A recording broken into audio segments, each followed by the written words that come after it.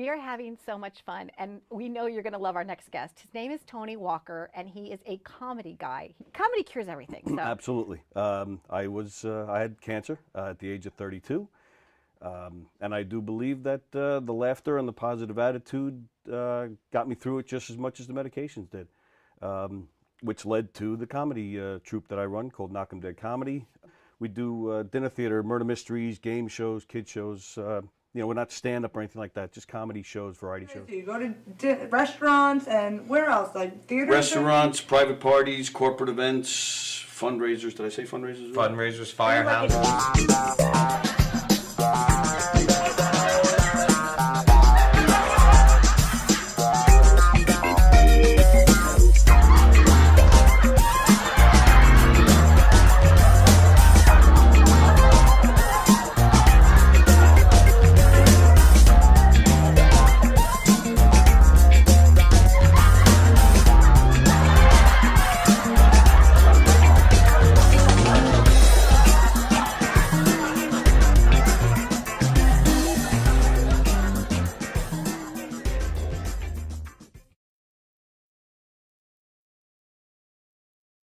Comedy shows, they're murder mysteries, they're audience participation.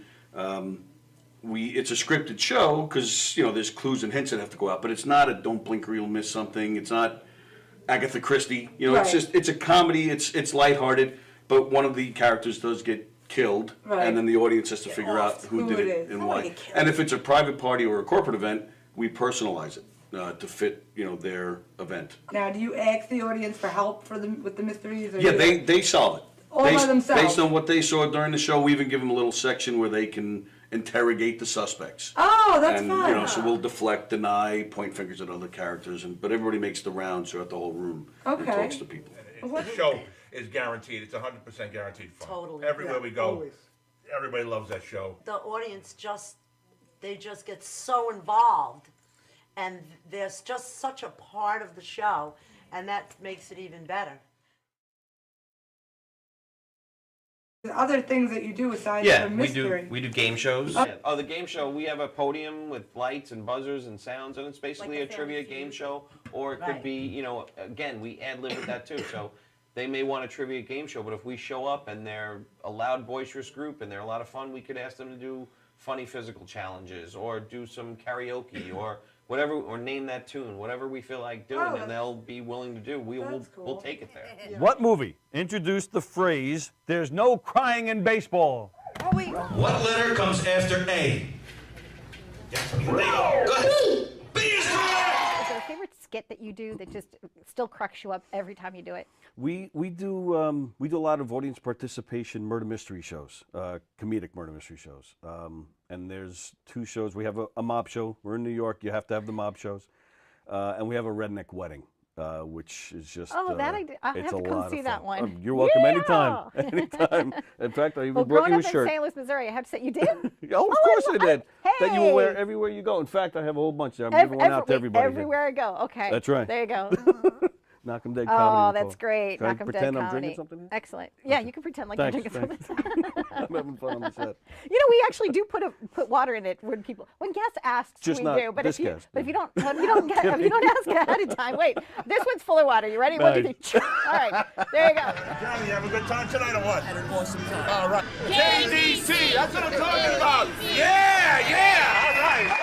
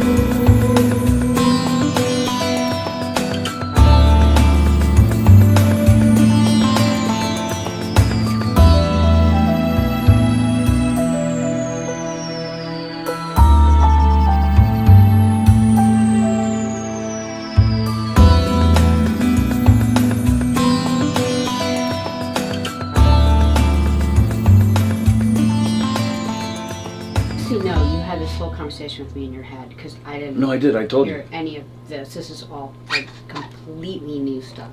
So, weirdo. I feel like you need to move over more because the thing's right in your face.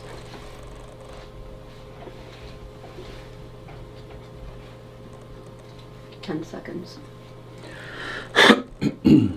This is Gov's Radio. Gov's Radio. Welcome, everybody. Welcome to the Knockem Comedy Radio Show, coming at you live from Governor's Comedy Club, the legendary Governor's Comedy Club in Levittown. Thanks for joining us this morning. GovsRadio.com is the website. You can see our show there live right now.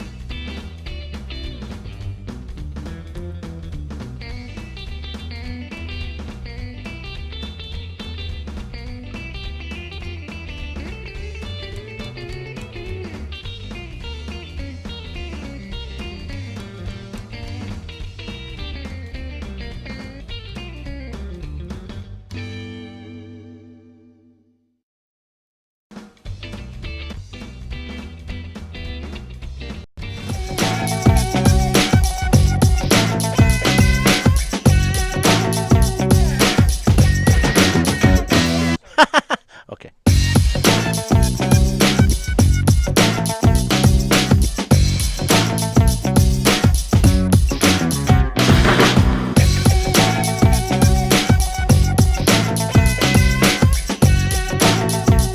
Okay, we'll just do that for right now.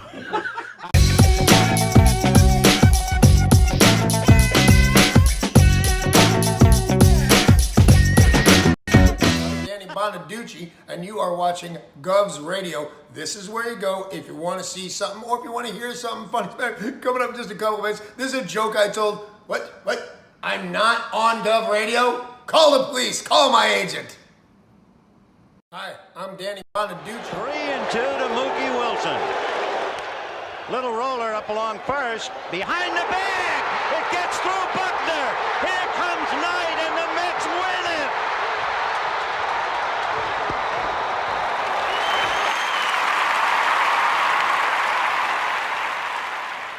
Hello, Tony. Mookie Wilson here, 1986 Mets. How you doing? Long time no see, man. Hey, man, I miss you guys, man, at Knockem Day Comedy Radio, man. I miss you. I wish I was still up there, man. But I'll wait till it warm up a little bit, and hopefully this year things will be a little bit better, man. But when we're talking about comedy, hey, the early years of Mets was a lot to laugh about. You had to make a lot of comedy off those guys. Hey, hope to see you guys during the summer, and hopefully get back on the show, man, at some point in time during the course of the year, all right? All right? Yeah, fine. Contact me, man. All right, Tony. Talk to you later. 3-2 to Mookie Wilson. Little roller up along first. Behind the bag. It gets through Buckner. Here comes Knight, and the Mets win it.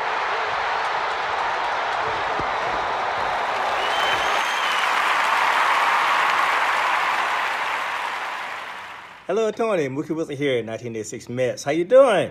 Long time no see, man. Hey, man, I miss you guys, man, at Knockem Day Comedy Radio, man. I miss you. I wish I was still up there, man. But I'll wait till it warm up a little bit, and hopefully this year things will be a little bit better, man. But when we're talking about comedy, hey, the early years of Mets was a lot to laugh about. You had to make a lot of comedy off those guys. Hey, hope to see you guys during the summer, and hopefully get back on the show, man, at some point in time during the course of the year, all right? All right? Yeah, fine. Contact me, man. All right, Tony. Talk to you later.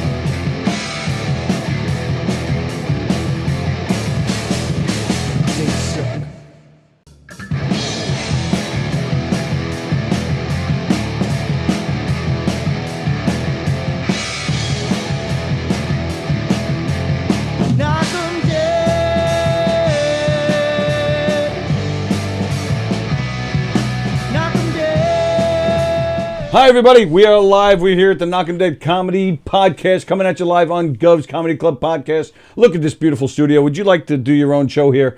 Get in touch with us and we'll hook you up. Gov's Comedy Club Podcast is the name of the Facebook page. That's where you can reach us if you'd like to do your own show. Audio, video, podcast, not a podcast, whatever you want to do, we'll hook you up. We'll get you going. We're coming at you live from Governor's Comedy Club in Levittown, where you can see Jim Florentine tonight and tomorrow. And Jim Florentine has already committed to coming in here tomorrow night with us, tomorrow night in this room. Well, then he should be committed. That's right. And don't forget John Ziegler, May 21st, performing in here at Governor's, where he's taping a comedy special. And, of course, in the Giggle Room this weekend, Terry McNeely, Billy Geyer, Fat Jay, Joe Winchell, Mandy and Bonnie. That's tonight. And our friend Eric Tartaglione will be here in the Giggle Room tomorrow, and he's going to be in here with us in a few minutes. And, of course, don't forget Terry McNeely and Chris Cassandro, May 6th. Joe Pontillo, Brian McGinnis, May 21st. At the brokerage tonight, Drew Frazier, Teddy Smith is there tomorrow, and Dan Lamort is out at McGuire's in Bohemia this weekend as well. He's very funny. They're all very funny. So so go to govs.com, check out their full schedule, make your reservations today. That's govs.com. Please like and share our show. Hit the thumbs up over there on YouTube.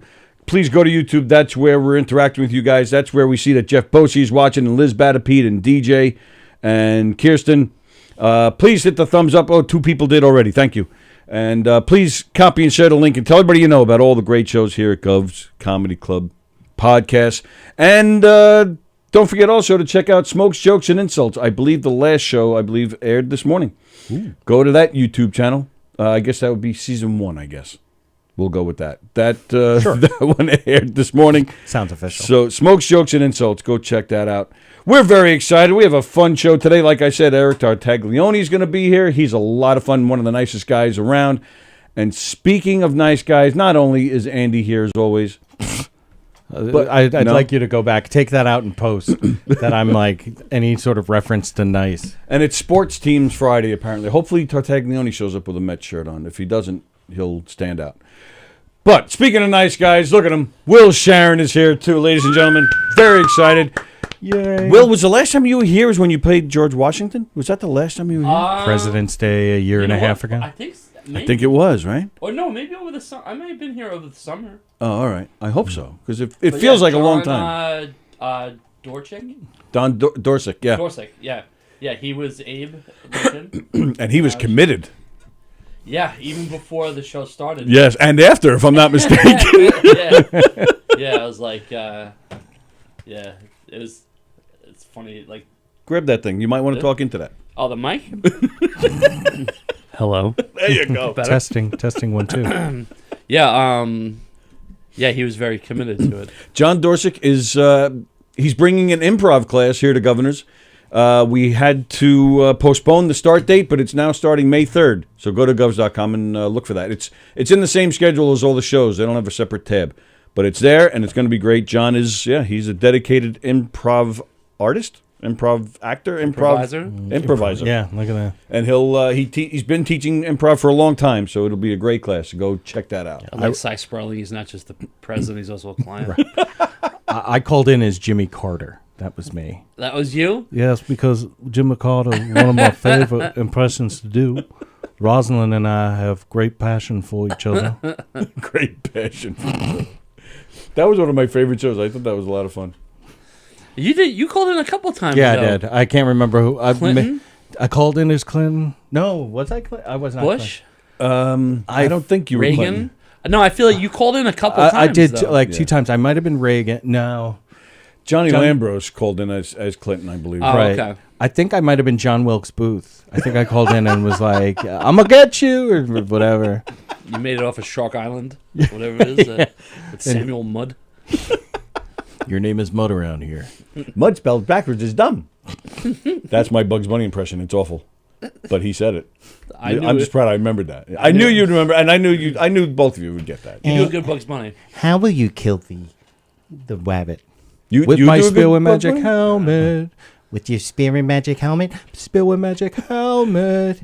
Oh, what a spear and magic helmet. Wait, that was a wabbit. Oh, what have I done? I've killed the wabbit. I love that.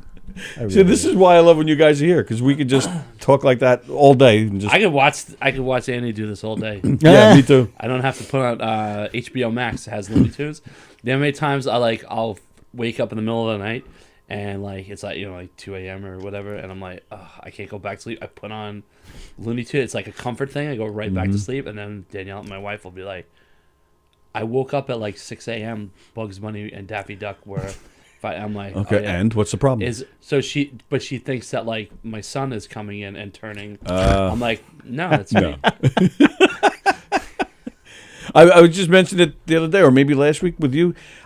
Maybe about 2 years ago, I watched Gilligan's Island for the first time in like 20 years, and I laughed my ass off. Yeah. It was so stupid and corny, but it made me laugh because we don't have that humor anymore. Stupid humor? There's tons of stupid humor. No, but this was more goofy. This wasn't... Yeah, no, everybody wants to be cool. Yes, that's true. Right. Which is why I'm mentioning Gilligan's Island, because I want to be cool. When I was a kid, that actually was my nickname in junior high school. Did you wear the hat or something? I had a hat that was like that because I wanted to be like my dad, who wore a hat like that.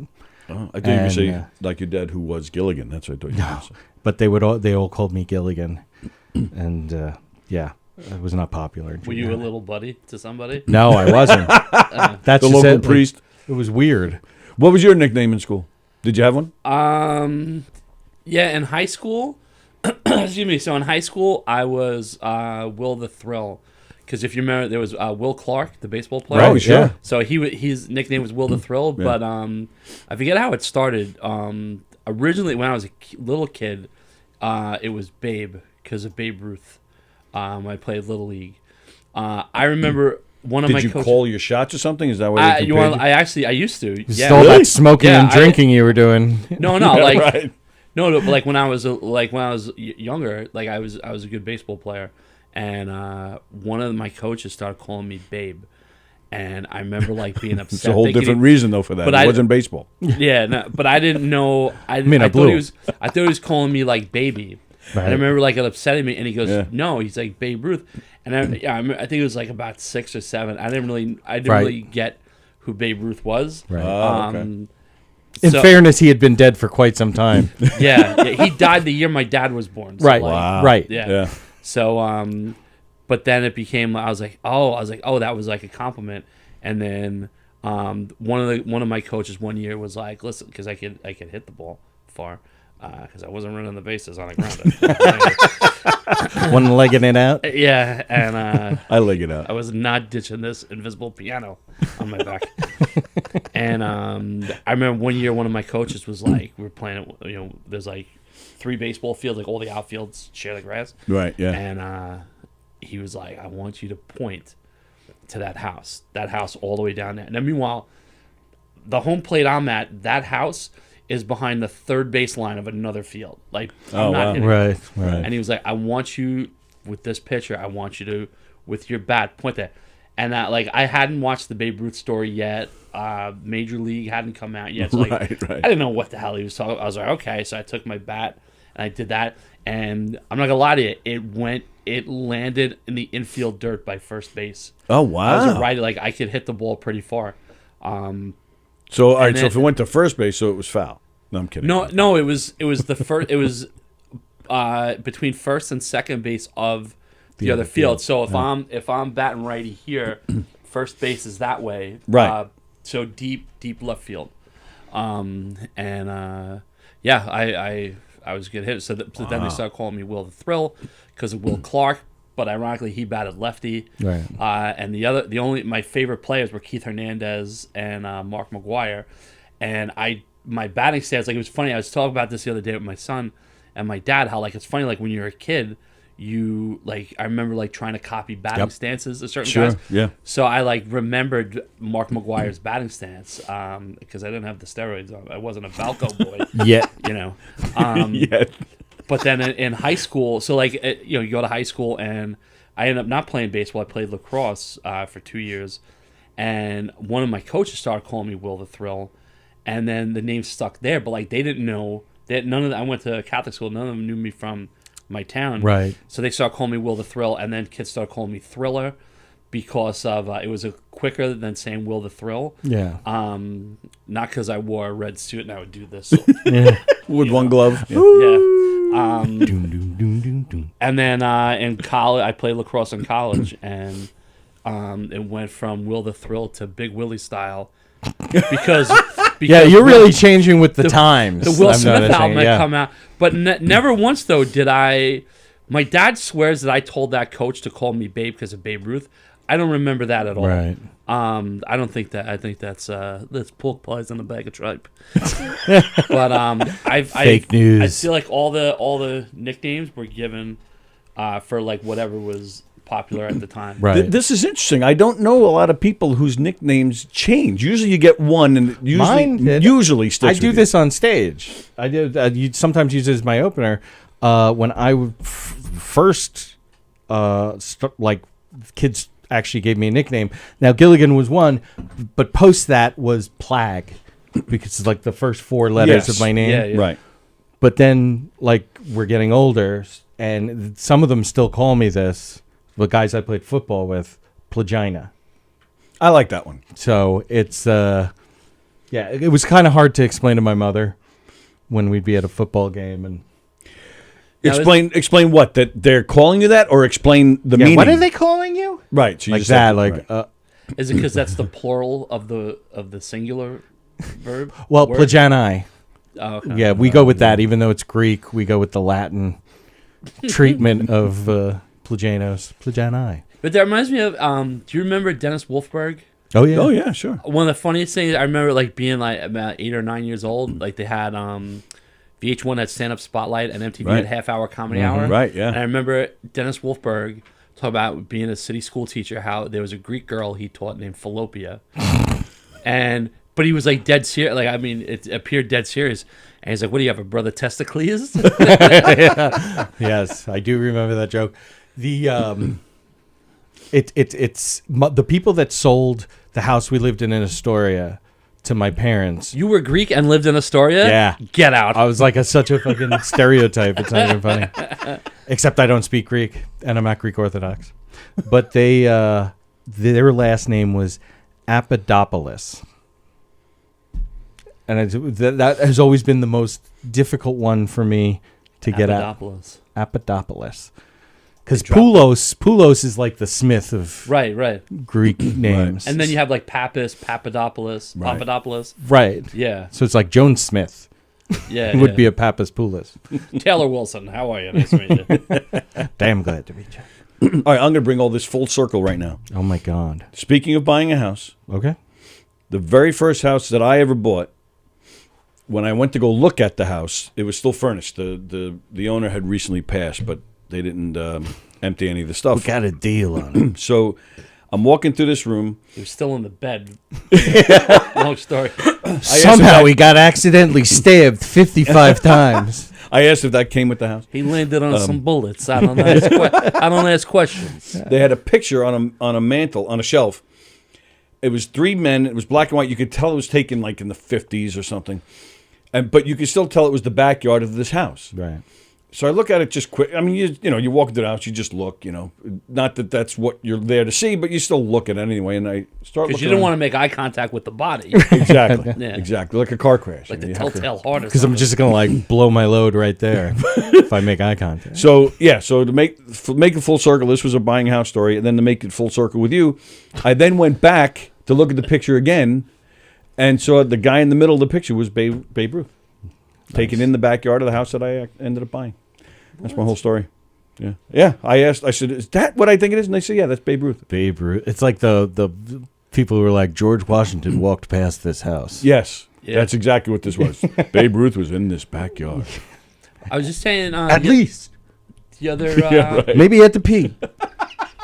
Today, Wednesday, I was at my son's baseball game, and one of my coaches when I was a kid, who was like, there's like 2, aside from like my dad, there are 2 coaches that always stuck out in my mind as like just amazing men. Like not just, you learn a lot from them as coaches, but like just as role models. So one coach, Mr. Martello, he He was a regular coach during the league, city school teacher, retired. Played over 30 fast pitch baseball. Oh, wow. But when we were kids, I remember the team he played for. Now they're the Guardians, but like it was the Indians.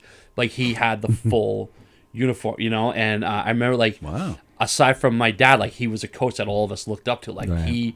he looked like a major league ball player. Yeah. So anyway, he wanted to see my son was playing. My son's 7, so we were playing not too far from his house, and he came by. And it was funny, like I gave him a hug. I haven't seen him in 25, 30 years. Yeah. And so we were talking, and you know, even though like I moved on and played lacrosse and stuff, it's like now it's cool to see baseball through the eyes of my son. So we were talking about the Babe Ruth Museum. I don't know if you guys have ever been there. No. So it's a row of houses that are all connected, and I mean the area is not that great, but where is it? It's in Baltimore. I was going to say it would have to be in Baltimore. Yeah. So it's a nice walk from Camden Yards. It's not like around the block, but so it's like row houses like from back in the day. The rest of the houses around them are gone. But like it's like 4 or 5 doors that are still there, and like the second door is where Babe Ruth and his parents lived, and then like door 4 was where the grandparents lived. So they've preserved that section. You could walk in through the parents, you make a donation like the American Cancer Society or something, and then Right. you walk through. But one thing that stuck out to me was that when you walk in, you could see one of the bats that he used. And at the time, so it's behind this plexiglass thing, and there's a little hole where you could just barely enough, you can actually feel like what's He's stuck on a little hole. Yeah, we were talking before you got here about a guy who fucked a bench once, but go on. So he's really riding the pine. Yeah. Exactly. But next to it was Ken Griffey Jr.'s bat. He was still playing. I went like about 12 years ago, so Griffey was still playing. But it was like amazing. His bat was maybe a 28-inch length. Yeah, that's small. But it looked like, but the barrel was not like today's barrels. The barrel of the bat, it almost looked like those wiffle in ball a closet, bats. like the closet pole that you would hang your clothes on. It was no like kidding, really? It Oh, wasn't wow. really much thicker than that. I was like, holy Christ! Like, so we were talking about. I was like, you think of the strength that this guy had, Right. but like it wasn't like a major size bat. Right. Like Wow. the The amount hand-eye. of contact you had to have. Sure. You know, hand-eye coordination to land that. Like that never even occurred to me as a baseball fanatic to even just look at his bat. I've never. yeah. So it's supposed to be a real one. I mean, it could be just a replica of what they looked like back then. Yeah, sure. But it looked like it probably didn't weigh more than. I mean, maybe it was 30 ounces, 32 ounces. Right. I mean, Wow. but it just looked like a little, almost like an axe handle, just smoothed out all the way around. Wow. Yeah. That's crazy. let me then go back a little bit because you talk about this teacher. Yeah. And I mean, this man obviously had an impact, and you haven't even seen him in all this time. Well, first off, if you hadn't seen him, what, did you find him on Facebook or something that you were able to tell him about your son's game? Yeah, well, I went, so my parents are on Facebook too, and I found out he was friends with my dad, that they met up through Facebook. So in the summers, like we used to have the All-Star games, like the travel teams. Right. So he had asked my dad was always coaching soccer, and in the summers there really was no soccer going on because there were 5 of us kids, so my dad was always coaching one of us in soccer. And my dad played ball. My grandfather played minor league for the Cardinals. Oh wow! Cool. So like it was in our blood, I guess. And he'd asked my dad to like be an assistant coach for us in the summers because he coached the All-Star team. So I saw in a post, one of the posts my dad had made, I had seen that he had commented. I was like, oh man, I have to friend him. So him and the other coach that had a big influence on me is Keith Weitrick. He was the assistant JV lacrosse coach I had in high school, who eventually became the varsity head coach. He's been varsity head coach for years now. Wow.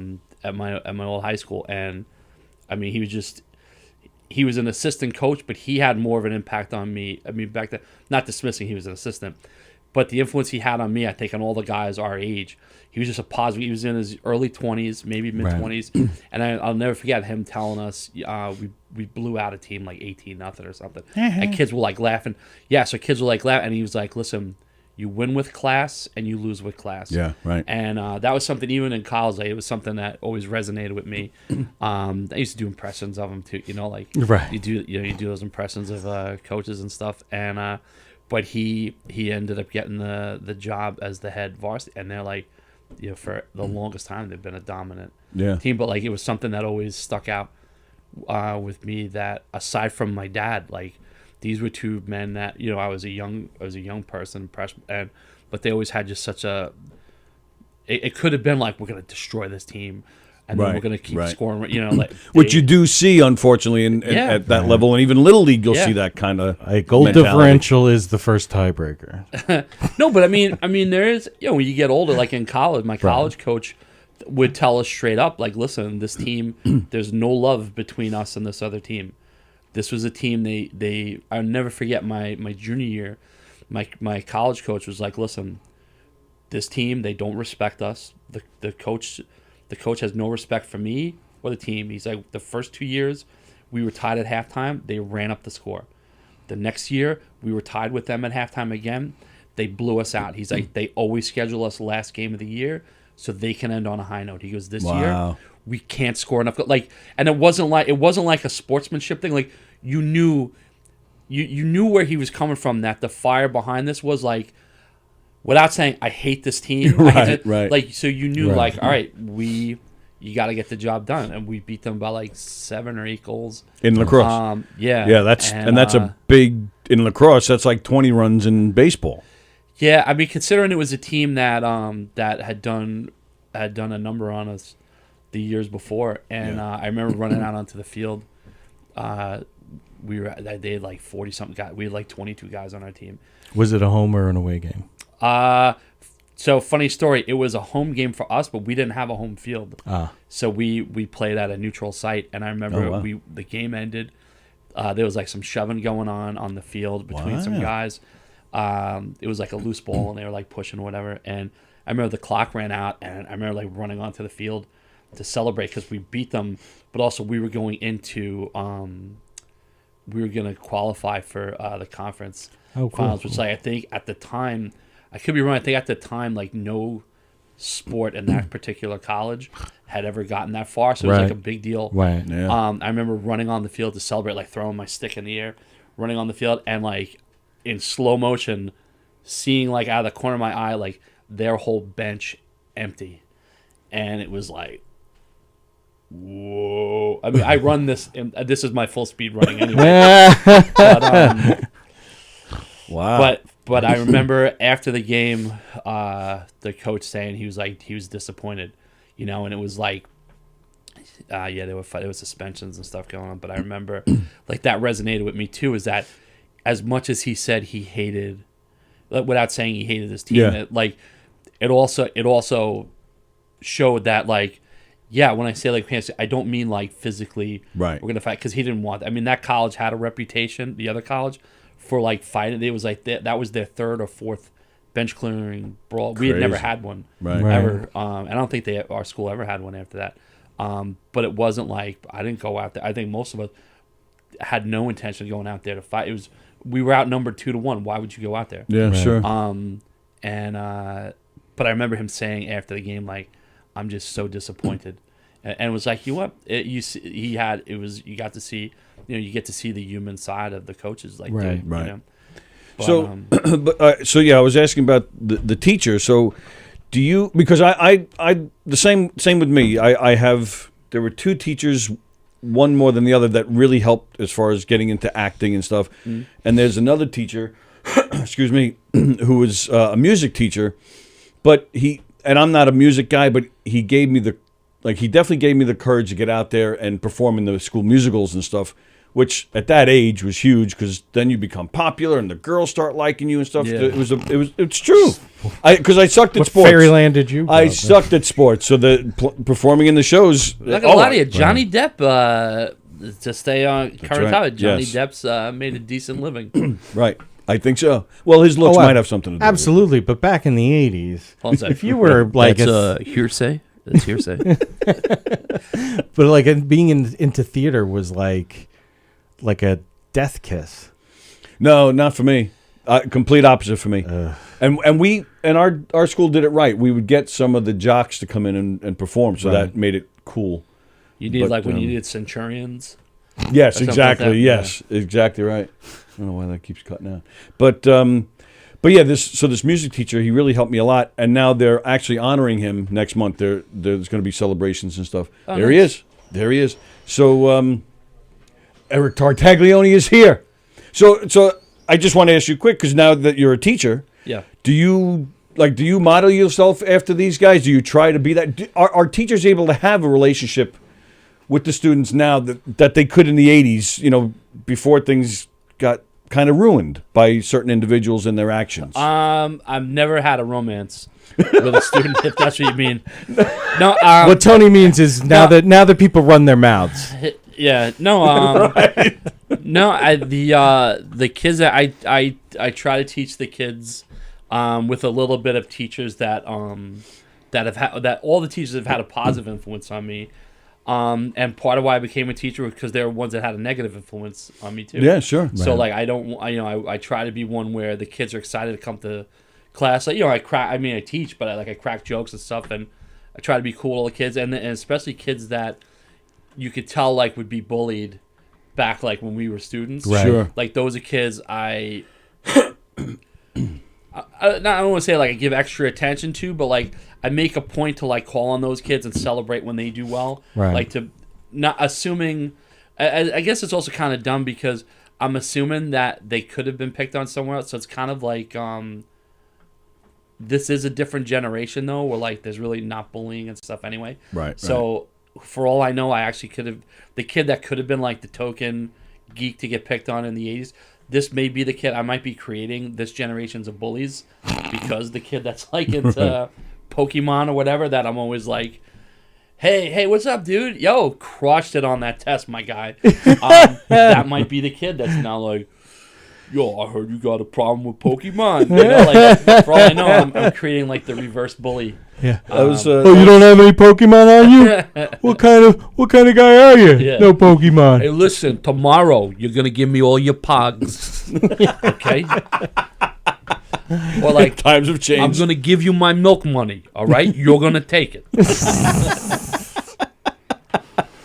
All right. Well, Eric Tartaglione is here, ladies and gentlemen. Yay, Good to see you, pal. Thank you. You lost some weight, huh? Yes. How much have you lost? I don't even know. I won't weigh myself. Are you dying? Yeah. Oh, okay. Actually, I am. I'm Aren't we all? 61 years old. I'm dying. You're not 61. I'm 61. I will be out of here soon enough. It's liberating to be that old. You're just like, hey, like this new generation? You're worried about this, having pronouns and all. Go right ahead. It has nothing to do with me. I lived my life already. Right. By the way, I'm he, him, and his. I don't know if I think that's what you got to say now. You actually have to introduce me Right. with and give my You identify with appropriate pronouns. Right. Yeah, that I identify with. There are certain words that you use now. Identify. Right. Words like I'm triggered. Triggered's a big one. Triggered is a big one, yes. And so Stop! Don't put that there. Well, we said that back in the 60s. Just nobody.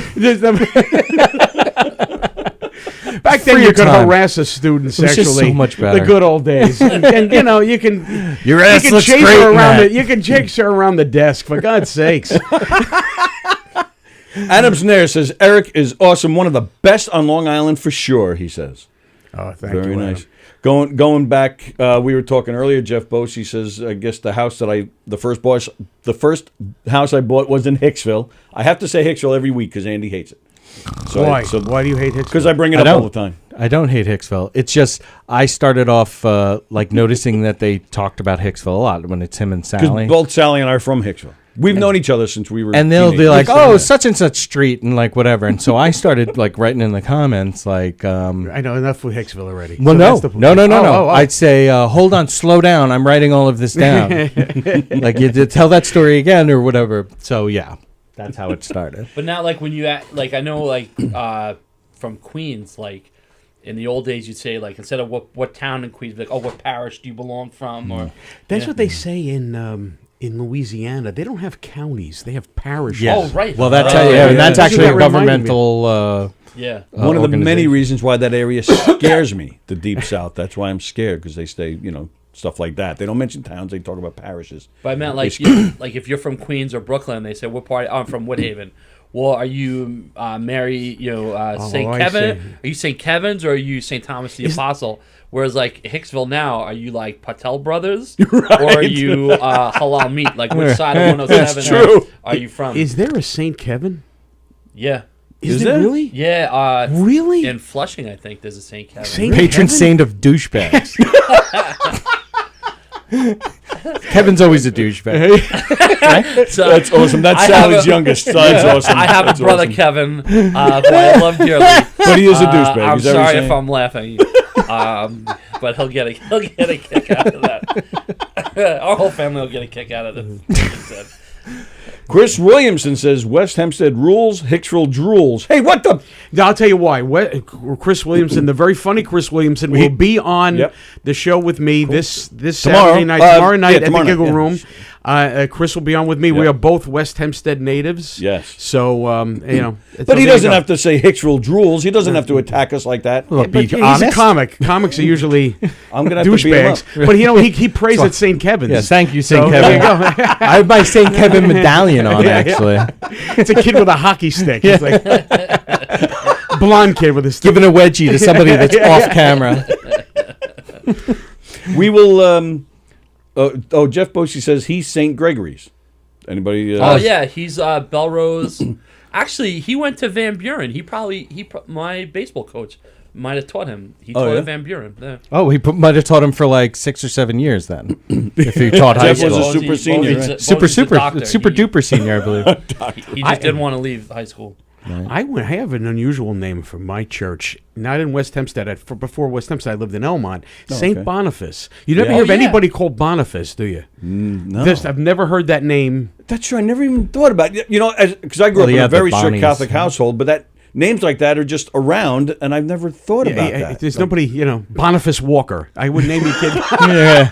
Boniface is one not too far from It's on Elmont Road. like Cambria Heights. Yes, correct. There's, right. the school, Elmont High School, whatever it is. Right across the street. Yeah, Across the street. So does the school teacher know the origin? Who was Boniface? Make something up if you don't know. Well, his real name he was really St. Paul Hewson.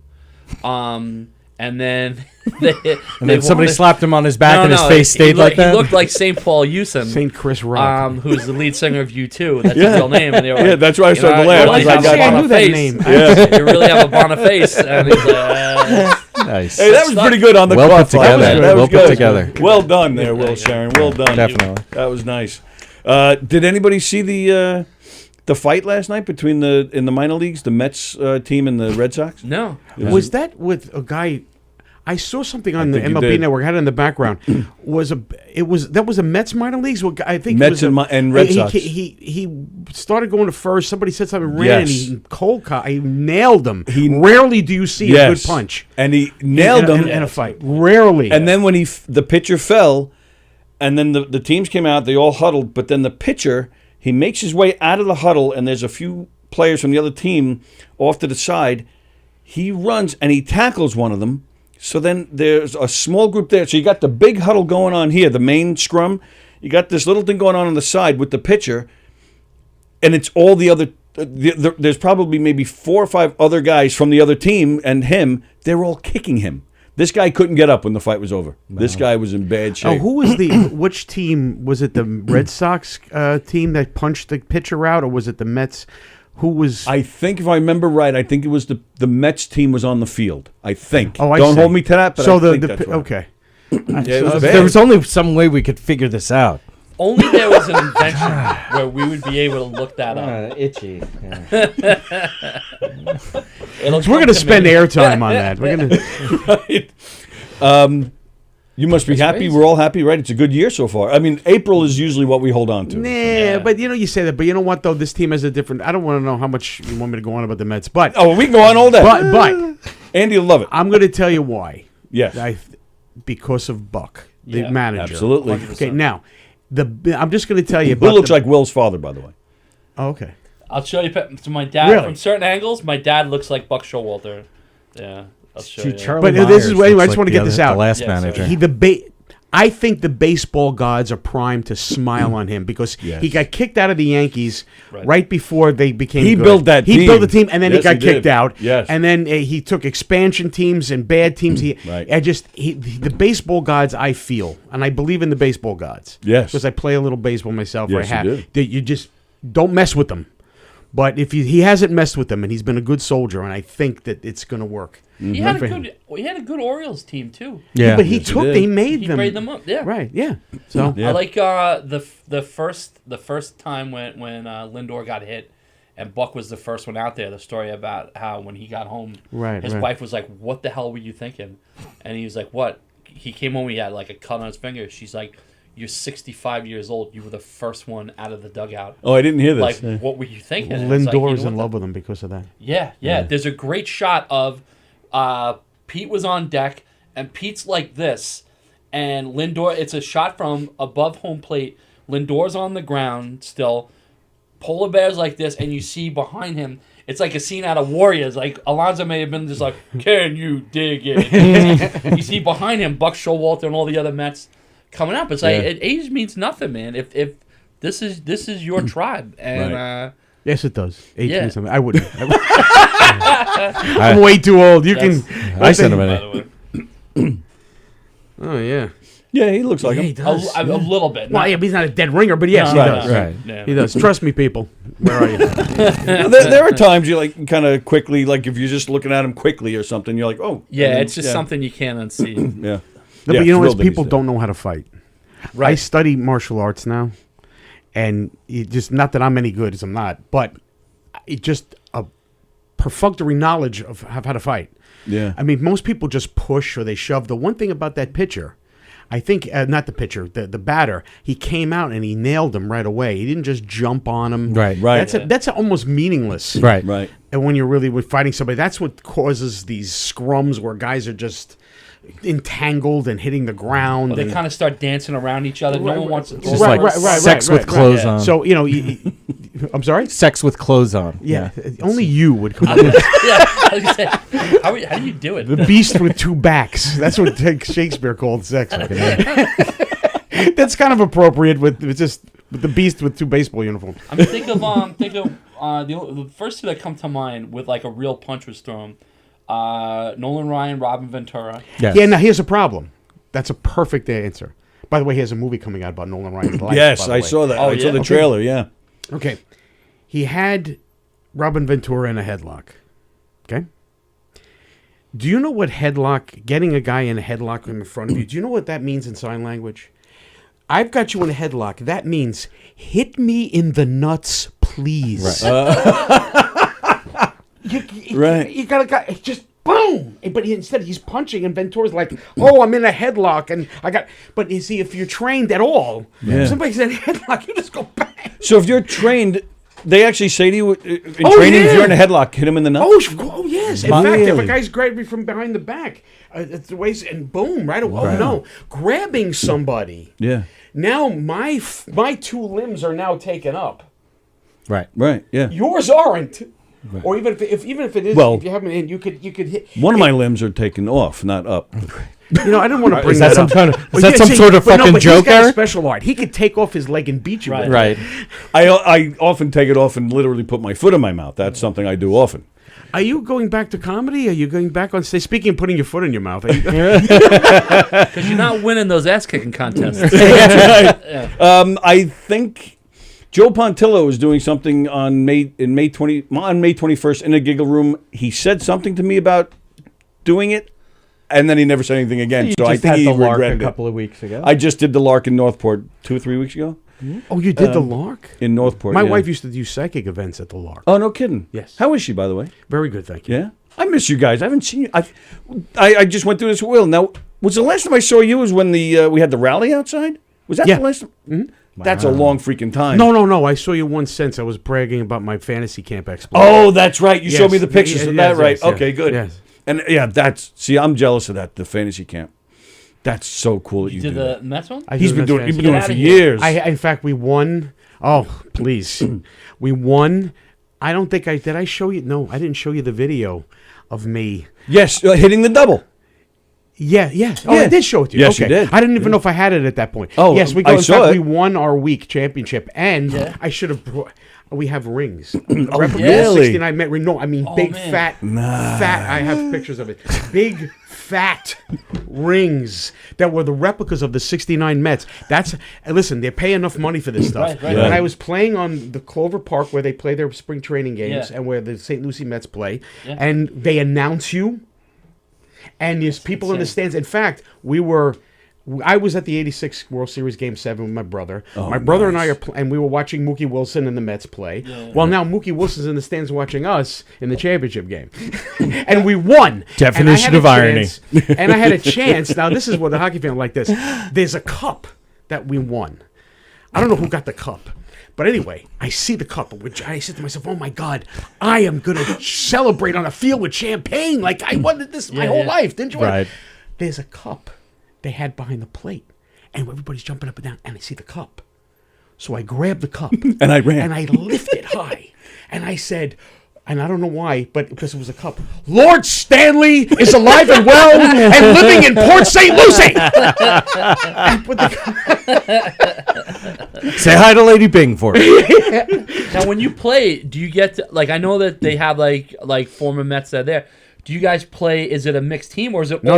It's all grown. They're men our that are- coaches. We can play them the last day, but.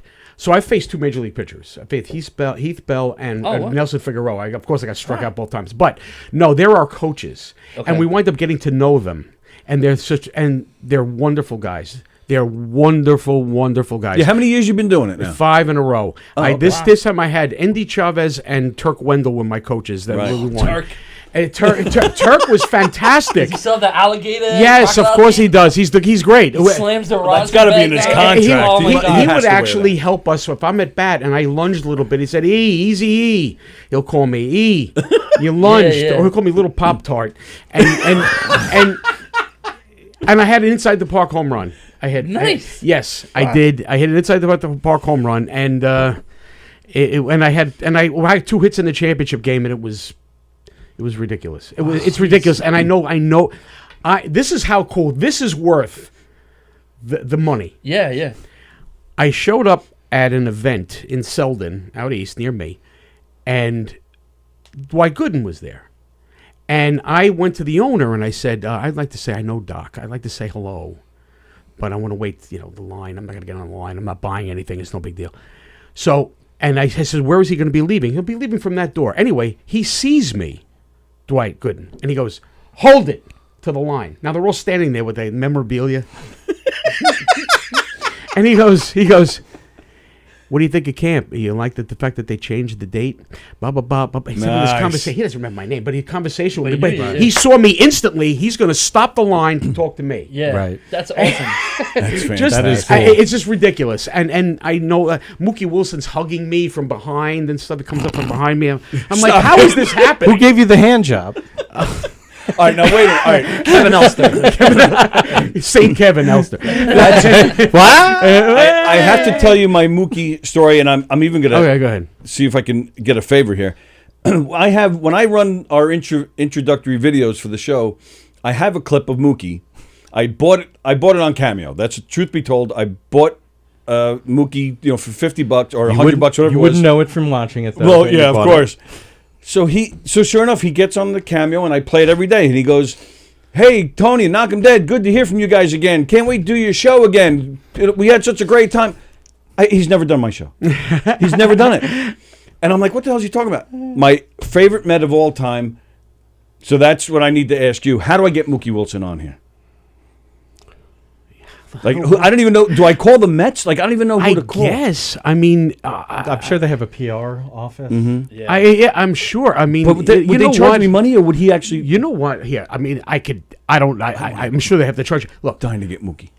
But if it's for charity, the best The answer. Tony Walker charity, desperate for viewers on my show charity. Yeah, This is the best thing I could. With the softball I could put league, you in He touch. may do something with the softball league. Oh, okay. I Yeah, could put you all in right. touch with the guy that runs the fantasy camp. Oh, okay. But I mean, I don't know if how much that would Yeah. help. I mean, but if Mookie's there, he seems to be there every And year.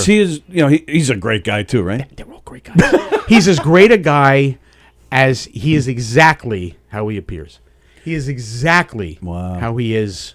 He's a man of faith. I know that. He's a man. He's a wonderful man of faith. He's a terrific guy. Yeah. Every one guy is nicer than the next. I mean, Really? some guys are more fun than others. Yeah. Some guys are more whatever. But they're all good guys. If they weren't good guys, they wouldn't be coaches there. Yeah, okay. Because you wouldn't pay your money to come and have a guy that's Yeah. aloof or that's difficult. You know. And how Or fast? guys like this, like. Yeah, right. Yeah, right. Nice No, cut. that's right. That's right. Like Tom Hanks in League of Their Own in the beginning. Yeah. Right. So how fast or slow do these guys pitch now? Like Wendell and Bell. How I don't know. Well, let's see. I don't know. I mean, They're they not were clocking? probably throwing in the high 80s. I mean, whatever they they're are? doing. They're still but listen, throwing that they're high? throwing mid to high 80s. No sure. kidding. Oh, in Wow. fact, you know what? You can see Nelson Figueroa is like, you know what? Because he's still in good Probably shape. also an ego thing for some Because people. they're like, you know what? sure. You want to see, you people are up in those stands. Right. Any sport. Right. Yelling, ba ba ba ba ba ba ba. You suck. Yeah. Oh yeah. Let's Right, show watch you. In this. fact, I know people that have gone to hockey camps or that played guys, and it wouldn't even be great players, but they say they have a group of guys, say 4 or 5 guys on the ice, Right. and they said the guys couldn't even touch the puck. Right. These guys are just. Well, Yeah, okay. there was something a friend of mine I used to play with would often say is like, the only difference between them and us. Like, what's the difference? It's like they're fast. They're so much faster than we are. They're better skaters.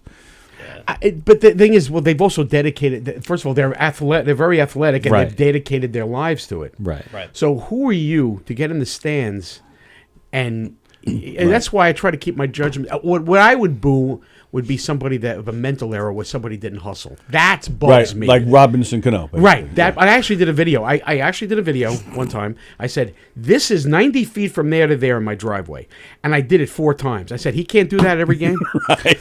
I'm 60 years old. He can't go run 360 feet. Right. I mean, I get it that he, obviously he's going to be out anyway, and he jakes it at the end. But I don't. Right. Here's the thing. I'm You never paying know, them man. to play. Right. And I'm busting it. Well, when I was in the Air Force, and I'd meet people from other places, and they'd be like, "Oh, what's New York like?" And they, dangerous. Don't go there. Yeah, no, I would We say don't that. want I'd them start with that, but they would. They'd be like, "What's it like going to like a ball game or whatever?" And I have a cousin. Well, it's really my grandfather's nephew who pitched in the majors for many years. Kevin Lamp, Dennis Lamp. We also went Lamp or Lamb? Lamp. No, I don't. He for a while he was at Boston, and so he was a middle reliever. Okay, gotcha. Like, so it's really just a throwaway. You probably wouldn't have even seen him, especially back then. If you're a National League fan, right? You're not. You may gonna not have him. seen it. Okay. So we would get tickets to whenever they played the Yankees, right? And they were always there was 2 right on the field and 2 right behind, lined up with third base, and we would go there, and like people would come down to like wanna like get signatures and everything, and we'd have to like eventually like I'd be leaning out, yeah, and go, Dennis, could you leave? Because like this is really uncomfortable. And he'd laugh and be like, all right, man, okay. Sorry. But Randy Velarde was playing third base. It was early in his career. He was a utility Right, I remember Randy infielder, Velarde, yeah. and he missed like catching a foul ball, right? And there was just no way he was going to fucking get to it. Somebody in the mezzanine goes, "You should have caught it, you fucking bum!" Right. And the Yanks were like winning by like 5 runs and everything, and I'm like, it was like the 7th inning, like, dude. Like, Yankees are sore winners. No, but can you imagine what they sound like to these fans sound like to these people? Oh yeah, yeah, right. Some troglodyte. with a beer and you know and toe cheese, and sitting there going, "You suck, Velarde. I could have caught." I'm like, "Oh my! Try harder." Oh my! Right. Sir, you ate that hot dog 3 days ago. You still have mustard on your tits. My uncle, we're all diehard Mets fan. My dad still keeps in his wallet the ticket stub from the first win at Shea back in '64. Really? He has them. Yeah. Really? Like That's diehard. cool. I wrote to the Mets also because my parents, their 50th anniversary is this summer. Oh, nice. Oh, they're watching this now. So surprise. Nothing has happened yet, but I wrote to the Mets asking like if they could do something for my parents. But my uncle, side note, in the '70s, the Yankees had an open tryout. Sort of like Vince Papale and the Eagles. Right. So there was, at one point, the Yankees had a tryout. So maybe it was like mid-late 70s. So my uncle Mark, diehard Yankee fan, goes to Yankee Stadium, parks where it says Yankee players only, right? Is a pitcher. He's about 6'4" or so, and could throw. And he gets up there, and they say, okay, you know, there's guys, scouts there, whatever. What do you do? Pitcher, okay. You get three pitches to throw. So he's really could throw a fastball. That's about it. So they put in a guy like a Steve Bal. It wasn't Steve Balboni, Right, but kind of sort of like a throwaway guy that could go yard. So he throws it. He throws a heater. This guy crushes the ball. He's like, Christ. And he tells a story how like he's going in his mind. He's like, Mickey Mantle, Louisiana Lightning, Mark, like that. Like he's man. Second pitch, and he throws it even harder, and this guy rocks it. And he's watching them, and they're like this, and he knows like I've got one last shot, and he's like, you know what? I'm gonna try to throw a curve. Fastball is my thing. I gotta get a strike on this guy, right? And he's like, and I close my eyes, and I'm like, Whitey Ford. And he's like, Wow. He's like trying to manifest this like Monument Park. He's gonna be Monument. He goes, and I close it. He goes, and I know this is my final shot. He goes, I give it all I got. And when I open he beamed this guy in the head. This guy out. Really? He drilled him, not thinking it was gonna drop. It was gonna be like a 2-foot break or whatever. Drilled this guy in the head, and the scouts go like this. They all put their books down, and my uncle Mark goes, I'll see myself out. Well, how was the guy that he hit? The guy was fine, but he was like, I don't know if they used smelling salts or what, but like, really, I mean, to that point, he was dazed for sure. Jeez, he would have to go a concussion protocol now. Right, yeah. I mean, it's funny. I got better, but first, I hadn't played baseball from 1973 to 2017. Okay. Wow. Okay. Yeah. And I'm stepping in the box, and I'm going to fantasy camp. They want to see how well you hit and whatever. The first 5 balls I missed, Mookie Wilson was throwing them to me. Wow. That's how intimidated I was. But now, I go in and I just play. I mean, I got so much better. Yeah. And I'll practice here and there with Kevin Baez, who used to play for the Mets. Yeah, he holds practices. He's one of the coaches. Cool. We call it KB Baseball, which rules, by the way. And so I'm batting practice from him and going to camp. I am so much better. But it's a drop in the bucket compared to the work that these guys have put in. Plus, I have no talent, but they not only they have talent, but they've also put in so much work. Right, and that is the edge. That's totally. The edge. But I'm so much better. You have to sacrifice everything in your life, whether it's comedy, music, sports. You have to give up everything to get there. It's tough. Do they? Now, what about guys like me that can't run? Can I go to the fantasy camp and say I want to be a coach? Like, no, you know what's what? so funny about that? I don't think it's nothing funny. I was laughing about something else. I don't think so. I don't think they have a fantasy coaches camp. Yeah. Why not? Why not? See how these guys strategize and there what is they a want to guy do in that a worked game, for right? the Mets, Alan Friedman, Freedy. We call it now. He doesn't play, but I think he works for the Mets and he winds up as an auxiliary coach. But I don't think so. I don't know. I wouldn't think so. I think you sort of need to be able to run, and if not, I don't think they're going to give you a coaching position. They would have a coaching position. You would sort of have to be in the organization. So the former players are the coaches and instructors. Yes, they are. Friggin' ableists. Like you said, because they know that these guys are paying good money to do this. They want pro expert Oh yeah, Nice. I mean, Yeah, can you imagine that we're out to dinner with these guys? I mean, I can't tell you. It's so phenomenal. Are you And gonna they're- cry? They're phenomenal guys. What? Are you gonna cry? No, but All right. I wish I could. But I wish. You're getting, like, choked up hold about on. it. I wish I could cry because it would give the appropriate attention Oh, to right my on. emotion. Right on. It would display my emotion properly. No, I wasn't about to cry, but I wish I could. Yeah. Yes. Nice. I get that. That's how great it is to have guys that that you watch, and two of the coaches have died. Anthony Young, who was a coach my first year, he died, I forgot and he Jeff died. Innes, Right. who was a pitcher for the Mets. Yeah. Jeff Innes was a gentleman. What Funny I mean, guy, I would right? enjoy sitting with him, and we would talk about life. I mean, him and I had a great, and he. Yeah, that's a shame. It was a real shame, and Yeah. I take out pictures of him and show people. I said, "Listen, this is me and him in a shot together." They're phenomenal guys. Yeah. Wow. My heart was broken. So my favorite ever Met is Keith Hernandez, and I remember 9 years old. I got a Keith Hernandez jersey, and the old batting practice one, the blue with the orange. Now it's like a throwback, whatever they call it. Yeah. And because I was a kid, they had to put Hernandez like in a giant semicircle. Yeah. So I'm obsessed with him. A couple years ago, I go to opening day with my dad and one of my brothers, and we're right by the box, and I'm like, oh. I was like, we have ticket. I think at the time it was like the Caesars Club or whatever, and I'm like, I may actually get to meet Keith Hernandez, like just to see him walk by.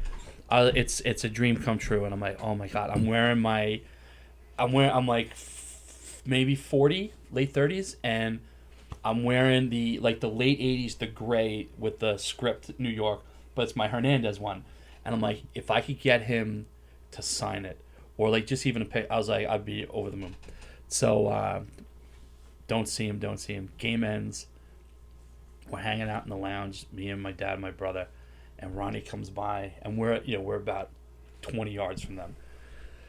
And then there's people gathering around. Hey, Ronnie! He waves, says hi, walks, signs a couple pictures, and then Keith comes, and people are like, hey, Keith, and he goes like this, and the guy next to me bombed, and yells, hey, Keith.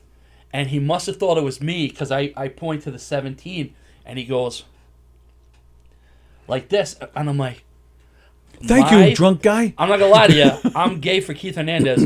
My feet did not touch the ground. I floated to him. I swear I did. Because all of a sudden I was like a 9-year-old boy again. My dad whispers in me, and my dad goes, Willie, go. He's waving you on. He's waving to come over there. And it was like I forgot I was a grown man with kids of my own. I'm like. He's gonna cry. And I literally, it was like I was hypnoptized. Like I don't remember my feet walking over there. I got about 5 feet from him, and he goes, "Girls." It was two girls that got off the elevator. Nice. I was crushed. You know, like they say, like don't meet your heroes. I was crushed, and they have their suitcases. And that drunk goes, who's getting a mustache ride? And I remember sitting there, and I'm like, he must have thought I was the drunk. But then I'm like, now I look like a stalker. I was like, I couldn't say anything to him. It was like the biggest, like when they say, don't meet your heroes. Wow. It was crushing. But if I ever saw him again, like I would hope I have the courage just to be like, Keith, that wasn't me 8 years ago. Like, he wouldn't, obviously he wouldn't know, but like that was I was like, I still want to do the fantasy camp though. Yeah. I got 5 years. I'm giving myself 5 years to my 50th birthday. This will give you an idea how cool this is. This is just silly moments. My brother and I are walking. We do the camp together. Everybody knows us because we're together, attached at the hip the whole week. We're walking on Shea Bridge. Who's coming this way? One of the 86 Mets, Tim Tuffle. Oh, yeah. Tim Tuffle is walking this way. Nobody says a word to him. He sees us and goes, hey, the boys are here. So I go to my brother. Let me get this straight. Nobody recognized him, but he recognized us. Yeah. Crazy. And I had a chance, one thing, if you ever have a chance to do this, I actually have a comedy fan that's a fan of mine. They gave me tickets for the luxury suite. Nice. At the Met-Yankee game, the Sunday night game last year. we see, not only do we go to the game, not only does Lindor hit 3 home runs, and there's almost a fight on the field. I brought my wife, my daughter, and my brother. Not only and unlimited food. You got to do it. Yeah. It's incredible. Right. We walk out to the other suites. We see Mookie and Tuffle, and they're hugging it. It was ridiculous. That's awesome. It was. Yeah. It's. I had a comedian, Paul Veneer. Oh, yeah. Who goes to Comedy Tornado. Right, who goes to Orioles camp, by the way. Oh. And he says don't bother trying to explain fantasy camp to somebody that hasn't gone. Yeah. So he's right. So Yeah, you can't put it into words. I can't really put it into words. Yeah. It's It's like when you hold your kid for the first time. There's so many emotions that you can't put into words everything, because there's so many things you're feeling all at once. You know, that it's hard to define. I had that, but I met my daughter when she was 12. So if I tried that, they would have arrested me. But so I never had that experience. I had dinner with Keith Hernandez once. Did you? Yeah, he as long as we talked, and it was in Mickey Mantle's restaurant. Oh yeah, it was amazing. As long as he was talking baseball, he was happy. It was probably about maybe 100 people. They all, you had to pay. Somebody got it for me as a gift. I had actually no idea where I was going. That somebody brought me there and totally surprised me. And everybody's guaranteed a picture, but somehow I don't even know how this happened. But I ended up at the table that he was at. So I sat with him the whole night. Yeah. And he wasn't shy about it. If somebody brought up like models that maybe he dated or Seinfeld, he wanted to know a part of it. Yeah, I don't blame him. He didn't even want to talk about like the weather, like even the most innocent of things. If it wasn't baseball, he wanted to know part of you. But you brought up baseball, he lit up, and he would talk. He would talk to us all night about baseball, current, whatever was going on at the time, and it was phenomenal. I'll never forget it. He got mad at me. We took like 5 pictures with him. He was like, I think we've had enough pictures, he said to me. I was like, okay, Keith. It's funny you mentioned Tim Tuffle. I remember in the late, maybe it was 90 or 91, back when the Pittsburgh Pirates were a decent team. Jim Gott on the Pirates was pitching. He had like the Goose Gossage Fu Manchu. Yeah. And he was facing Tim Tuffle, and they had said Tuffle got a base hit, by the way, but it was... in German, it was God versus the devil. So Tuffle is German for devil, and Gott is German for God. Oh, that's funny. Yeah, it was. Really? Tuffle is German for devil? I know, who would have thought that, right? It was Kiner and McCarver were doing and I don't know if it was Ralph Kiner that had said it. One of them, they were like, I think it was kind of like, God versus the devil with the bat. Really? And it was, Gott, G-O-T-T is German for God, but I guess they say Teufel. I guess that's how you would say it. But still. But they said it was God versus the devil, or evil or something. But I think it means devil. And, what? I remember watching it. I was a kid, but I remember watching it like, what was it? Ralph Kiner was great with the story. I love that stuff. One time, one of his favorite guests. Do you know that George Carlin was on Kiner's Corner? No.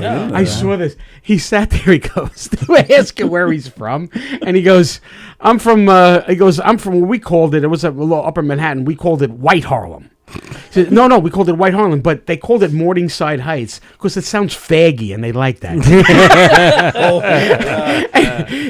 And apparently one time he forgot to take, was it Casey Stengel forgot to take his microphone off, and he had it connected, and he brought the set down. When he stood up to leave the set, it all came down with him because it was tangled in something. You know at the games, when if you're looking at like the televisions that are sporadically throughout the stadium, when they go into commercial, you don't see the commercials. They still show whatever's going on. So I was in the 80s. I was probably 16 or something, and I'm watching Kiner's Corner after the game.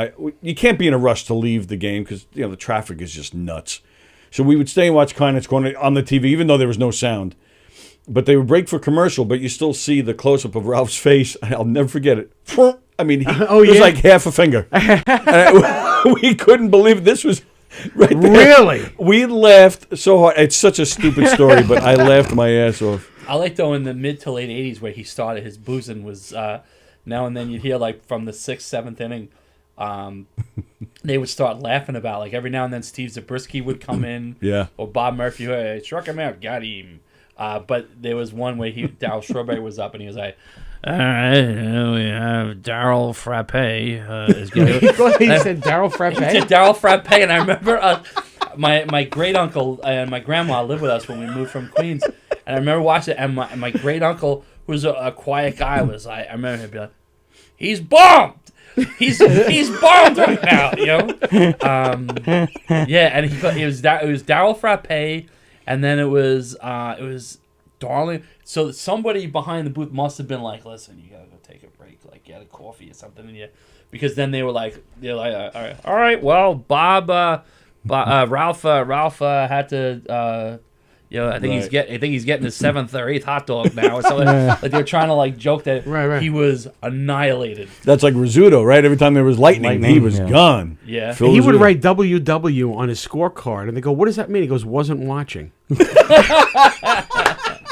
Phil Rizzuto was great. Yeah, Phil absolutely. Rizzuto was a piece of work. Holy cow. I knew for a time the assistant GM of the Yankees. I had worked with him after the Yankees.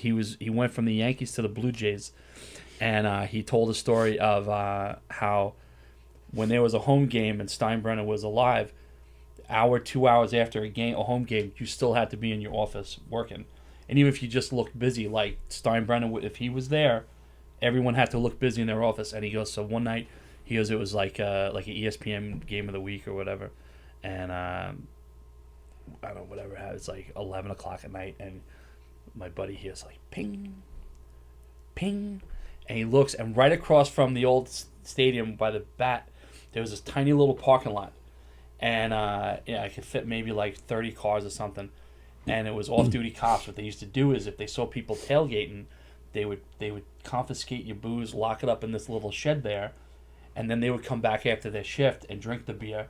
And what they were doing is they had a pitching wedge, and they were hitting golf balls at the stadium and try to see if they could get it over the top facade. Wow.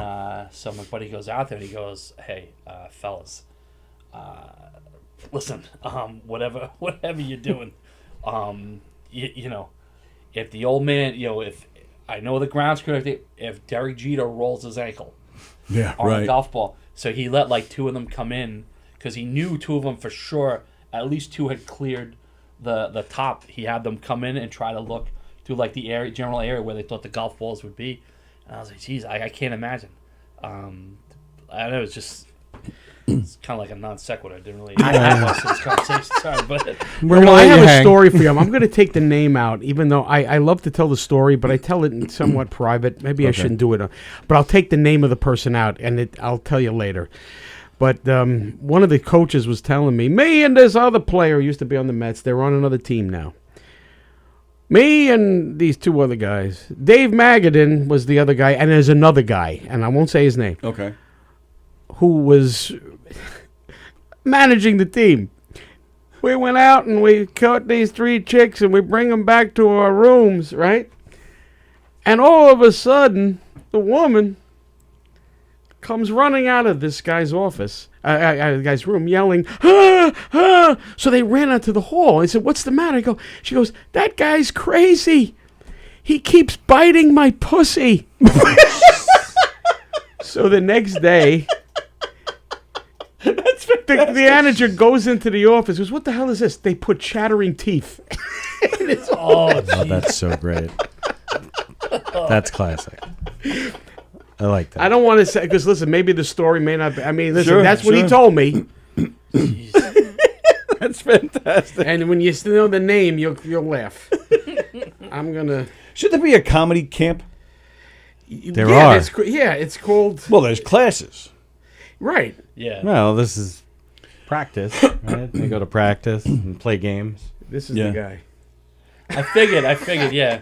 Yeah. Yep. But anyway, well, when you said the other name, I was like, okay. So, but there is a comedy. See, and people will poo-poo the classes. And people, and there tends to be a controversy as to whether they're necessary.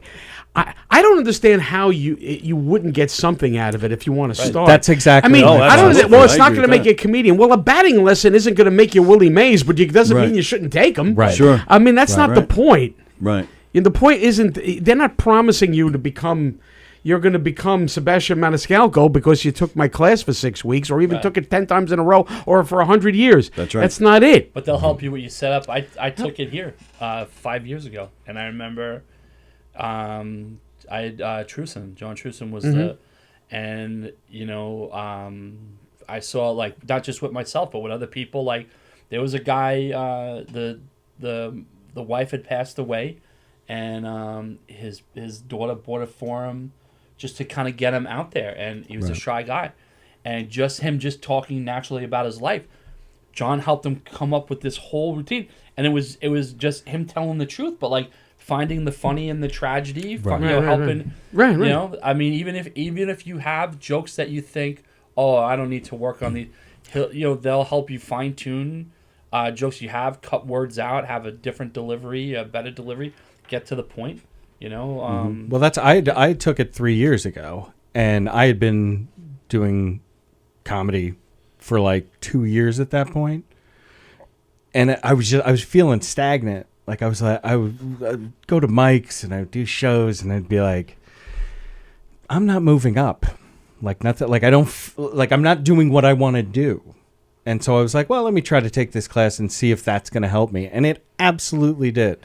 Yeah, that's what I'm saying. But it doesn't. It's not a panacea. It's not a magic pill, right? But to any degree. I took Stand Up U with Peter Bales, Rich Walker, and Steve Lazarus. I mean, they're doing it at the brokerage now. I mean, and that's what started. My first set was at a graduation at Stand Up U. Nice. Yeah. I didn't even do what you did. I didn't. It was my first. Well, I was just going to mics at first, just to get out of the house, and because it's something I had always wanted to do, and I'd done improv at UCB for a while, right after I got out of the Air Force, and but I was like, it wasn't for me, and drinking, and so like I just started going to mics, and it was funny. It was somebody's mic that we were talking about earlier, and he'd be like, "Do you have any friends? Do you have any friends to bring? Come to a show?" And I'm like, and I was like, listen, I'm not here to do a show. Yeah. But it was like I did mics for like a year because I was like, I'm not good. I'm not going to do a show. This is funny you say that. I had a theater background. I had done. It's a great impression. Yes. Yes. Bingo. Hi, how are you? You're very funny. I've met you 3 times. I had a theater background for years before I ever did stand up. Right. And I went to Steve Lazarus after about the 3rd week, and I go, we're not going on in 2 weeks, are we? Of course, we suck. He said, don't worry, you'll be fine. And then afterwards, Joey Petroni, who has a show here, oh, yeah. He was in the class with me. Other people were in the class with me. And Chris Williamson was in the class with me. And we were standing outside, and Joey was like, hey, we're going to do open mics. And I'm like, we're not going to do open mics. We suck. How do you go from, what's your, or for you, like, what was the turning point? Was it just open mics? Was it just writing more? Like, how did you? Because it seems like everybody says they sucked at first. Like, so what was the corner? I had actually fun on my first set. I did get some laughs. I remember I had a theater background. Yeah. And you say, well, that would help. And no, it didn't. I was so petrified. Because there's a fourth wall in theater. Right. There's no fourth wall. In fact, it's the opposite. You have to try to relate. And I was and like, you're generating your own content. And and I was just like, I got to do my own words, and I got to look at these people, and I'm going to be, honestly. And then you know what happened? This comic said, there's this guy, Rick Morgan, that does an open mic and Thursday night in Medford, Thursday nights. And he also said there's an audition at the comic strip. Now, remember, I know nothing about comedy. I'm going to audition for the comic strip? Yes. Go there. They give you a number for 6 months from now, a year from now. So I'm figuring, okay, maybe I'd be better by then. I don't know.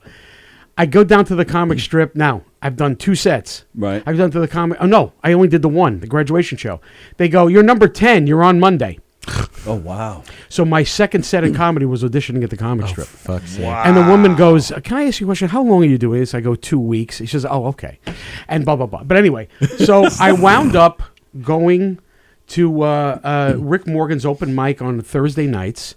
And there was a group of us, Chris Williamson, Joey Petroni, Evan Weiss, Dave Levy, Mike G, the guys that some guys aren't around anymore. We were called the Thursday Night Comics. Could get on every Thursday because we showed up every Thursday night. Right. And then Rick Morgan gave me a shot to MC. He had a club there at the time to MC. This is by October. I went from April. My anniversary is my 22nd anniversary is on Sunday, by the way. Oh, nice. So from April 24th to like October. Remember the Benny Agbayani home run in the playoffs? That was my first night being paid as a comedian 6 months later. And then, but just doing those mics over and over again, there was no point of demarcation where I could say, hey, I'm a comic now. No, but by having those regular mics, having those regular nights, and then doing the crappy open mics, which you have to do at first. Eventually they become negative stage time where they're not necessary. Right. And they actually can work against you. Agreed. But not at that point. And then it just sort of grew. And then I was recommended to work at McGuire's as an MC. So now I have an MC weekend. This is a year and a half later. So now I work for Rick, and so I actually had work. Technically, it was a club. I worked comedic audiences Saturday night. Yeah. You know, it was within 6 months, and then within a year or something, year and a half, I was working at McGuire's as an MC. Then I got MC work, and then it just sort of, and I was energetic, so I was good. They wanted me to host. I was good enough and energetic enough that I was valuable. Right. That's probably where the theater background comes in. No, it didn't. It's just me naturally. Oh, okay. It didn't. People think it. In fact, it's the opposite. And the little acting that I've done since, it's actually helped the acting. It didn't help the comedy. Really? Because now I'm more relaxed for a couple of practical reasons. If I want to audition for something, I don't give a damn. I'm a comic. I don't have to worry about getting this part to get my creative Jones. Right. Number two, I'm more comfortable actually in my own skin. The comedy helped the acting. Oh, that's interesting. For me, but that's my process. Oh, yeah, of course. But people say, oh, no, I'm telling you it's for me. Right. But so that's it. So I just wound up going from there. And then, so there is no point. In fact, there shouldn't be a point. It should grow organically over time. It's funny that we're talking about this because I did the cheese. Well, I didn't do the cheese show. I showed up to the cheese show. Okay. It's marijuana. It's a glass place that they have it's a thing every month. They have this. Not really cheese. No, cheese is our code word. Cheese is the code word, just in case. Okay. Oh, okay. Cheese. Like cheese and chong. Right. Right. Exactly. Up in cheese. Cheese is not here, man. How great was that bit? Oh, it's fucking still great. But I saw a bunch of guys that I haven't seen in some months, and it was amazing to me. And I know they're up every week, doing mics, doing some shows maybe in Brooklyn or whatever. And it was so great to see them because they had improved from the last time I had seen them. And I was able to go up and tell them, dude, and they were like, really? Yeah, because I had trouble, that one. I was like, no, that went well. And it was great. You were natural and comfortable. Chris Williamson, the comic I'm with, he'd be emceeing on Saturday night. Yep. His father came to see us in the patio out here last summer, and he says he couldn't believe because he hadn't seen. I don't know when he saw his son last, but he hadn't seen me in 20 years. Wow! So he was like, "Oh my God, there's a humongous difference," obviously. Right. So But you know what? Some people don't get better. True. Also. Yes. Chris Williamson says, Eric and I used to host the Thursday night comedy show. Some nights we'd have over 20 comics on the show. Yes, in fact, he would close them and I would run them. Mm-hmm. I would actually run them. We had 27, he's right, 27 comics one night. Jeez. We had guys, Saad Sarwana, who from Westchester came down. Holy shit. And you're looking to break the record this weekend. No, I'm kidding. So it's you and Chris. Who else is doing it? Is it just you? I don't know. I don't know who the feature act is going to be. I do not know. All right. But it's just I know it's the two of us. It's going to be a great show. Yes, that we're much I looking know. forward to it. Chris is doing great. I'm doing my thing. We're really looking forward. We're really looking forward to So it. and when you took the class, the name was not Joey Petroni. Yeah, it was Bob Tamke. Yeah, but okay, that you want to. Yeah, and all of a sudden he grew. He's a handsome guy too. He grew his hair long and all this stuff. He's like a biker dude. I know. He's such a mysterious guy. Yes, he's the greatest guy Half in the the world. story he tells on his show, I'm telling you, they're made up stories. I'm telling you. No, they're not. None of them. He's like the Forrest Gump of Levittown. That nailed He gets it, around yes. like all these people. He winds up knowing it. And it was Spike Lee. I was on this thing. I was on the Judge show with the and Maury and all that shit. What? And he looks like, you know what he looks like? He looks like he survived the plane crash from Leonard Skinner.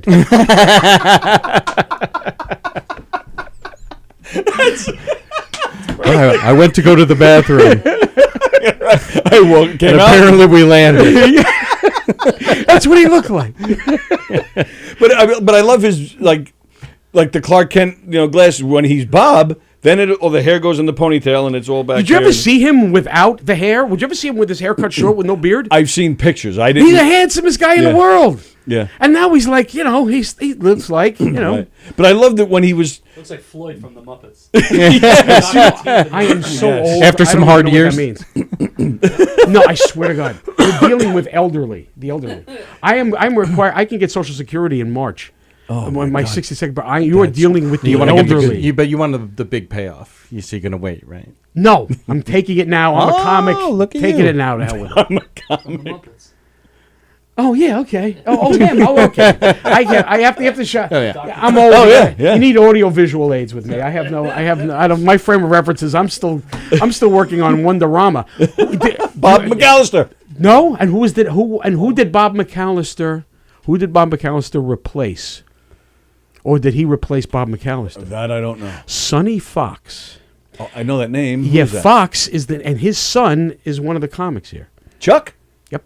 Oh wow. No kidding. How's that? How's that for a segue? Nice. Put that in your segue and stretch it. Chuck Fox's father was the host of Wonderama.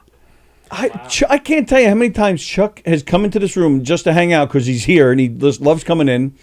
And I make fun of him because he's a very quiet guy. He's funny and he's a good guy, don't get me wrong. But Yes. he'll come in here and he'll, I get like 2 sentences and they're always funny, but they're like 20 minutes in between sentences. But he has a great story like that and he's never even told me that. How's that? That's amazing. Hey, listen, I am a font. Veritable information. Truly. Yeah. Me too. Yesterday I was leaving the stadium, by the way, and again the traffic is always nuts, and everybody's trying to get out. And I'm coming by, just about to get out of the mess and get towards the Parkway, and this white Mercedes comes out and just cuts me off, and this guy's flying around, freaking Harry Rose. He's really flying all around like he drives like a maniac. He's been to camp, not as yeah? a camper, but he's come down. I idolize Howie Rose. Yeah, I think he's phenomenal. And Yeah, I I do have a Harry Rose. You have a Howie Rose? Oh, because I'm assuming. No. Oh, At City Field. No, Shea. I think it was still Shea. No, I didn't know that. I used to work at bars. I used to bartend Napper Tandy's. Where? Which one? Well, the one in Smithtown, and I worked at the Smithtown House, the Horse and Jockey, which was 2 doors down from that. Go there for music. And they were all owned by the same people at the time. So a couple of the Irish guys are like, "Hey, Andy, what are you doing? This odd Wednesday." And I was living the bartender life. I was only working on the weekends. I'm like, I'm not doing anything. All right, meet us at the parking lot, 10 a.m. Bring your drinking stomach. All right. So we start drinking in the parking lot, Napper Tandy's, and we go. They're like, "We're going to go to this Mets game." I'm like, "Oh, kick ass." They're like, "But we're not going to sit in our seats. We're going to crash the Boning Brothers, who are a beer distributor. Oh. And then we're going to crash their box." So I'm like, all right, cool. I love crashing a box. Yeah, it's the best. But No chattering teeth involved. No, I want to come back for more. But we go in, we eat all the unlimited food, and the unlimited drinks that just keep coming in. I am so hammered.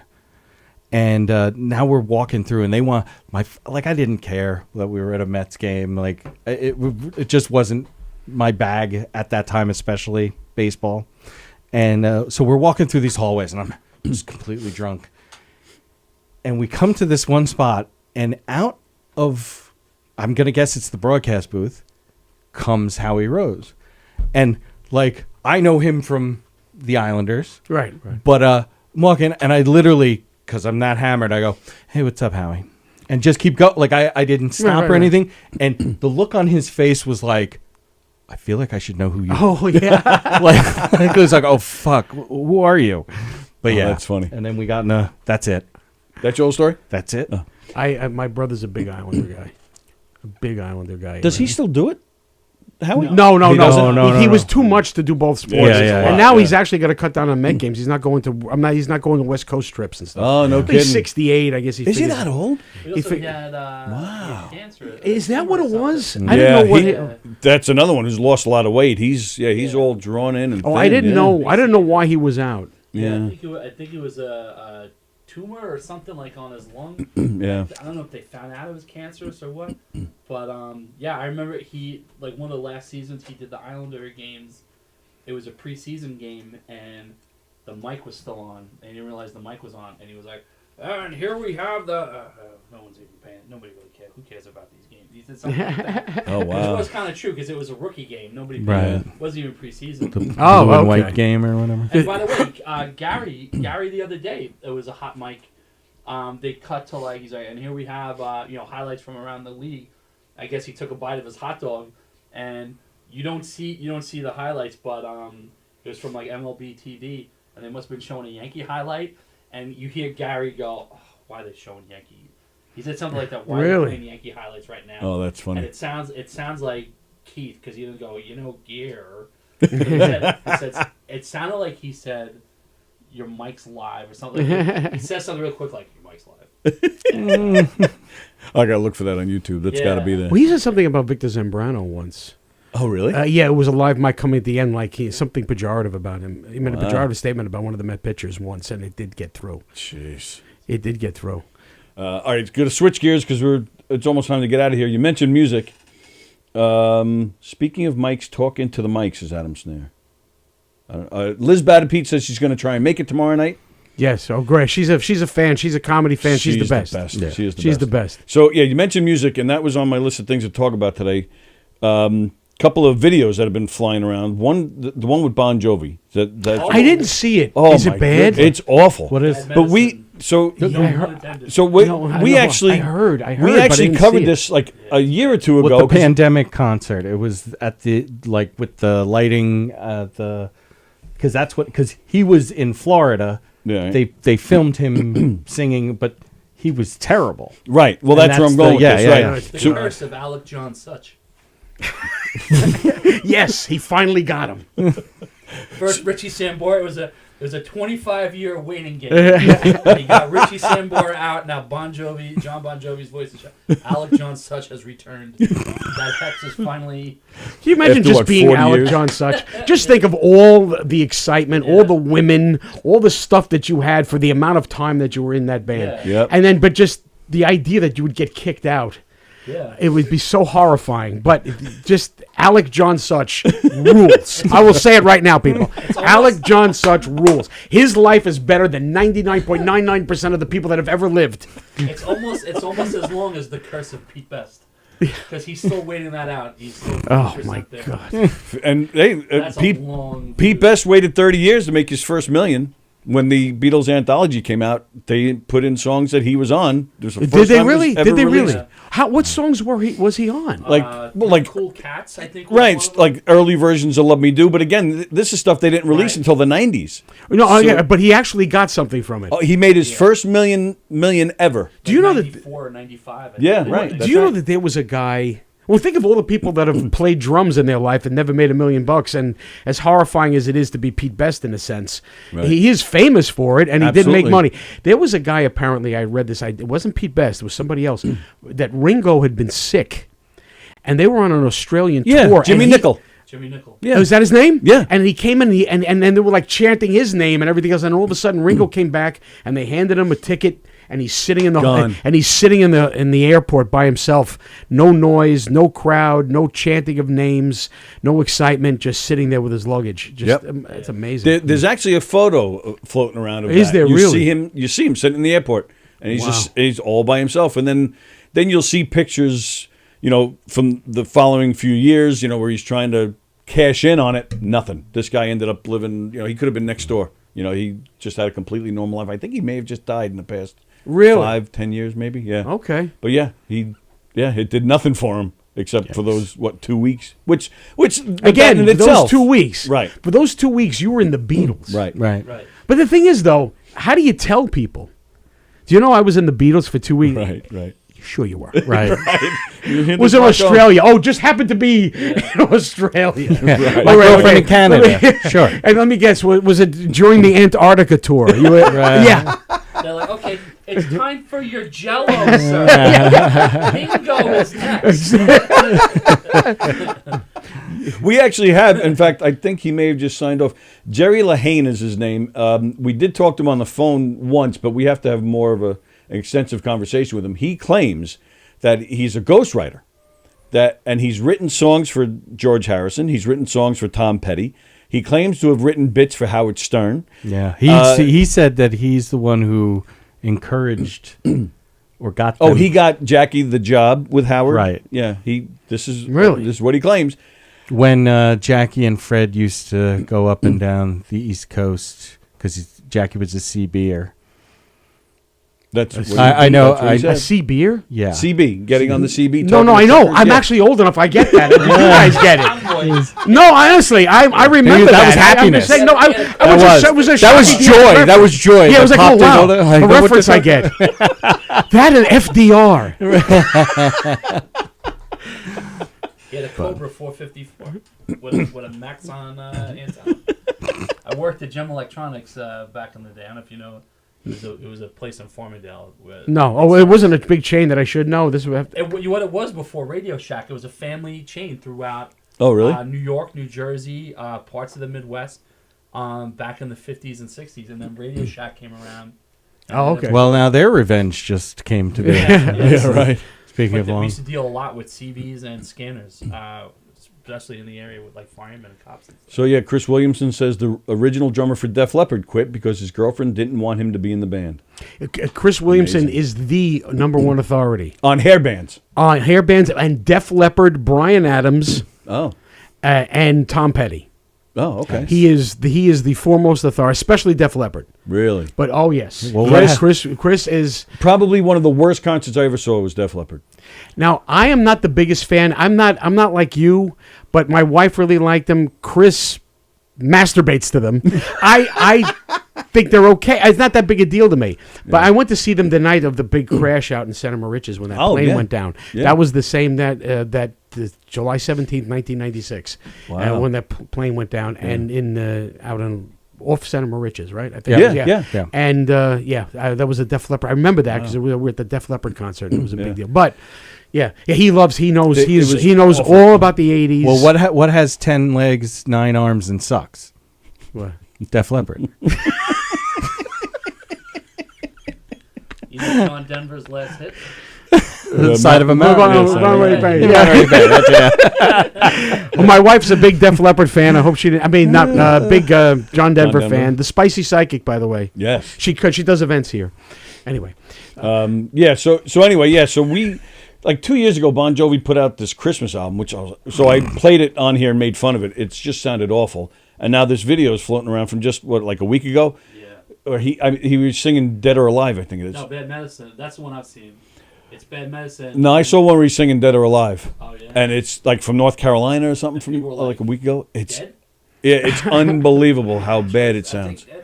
It's like like you wonder if something happened to him. Like it's maybe awful. Something did. That's what I'm. This is the world that you live in. Being such a big star and having yourself. He said something interesting about the rock star life that you really but you don't really think about all that much. Okay. He said, you'll do this concert, and everybody's screaming, and you're on stage. I mean, we all know what it's like to be on stage and do well. You're the high, then they'll sequester them into a limousine, drive him, throw him in his room, and lock the door. Right. Yeah. And now he has to decompress sitting in a room by himself. Yep.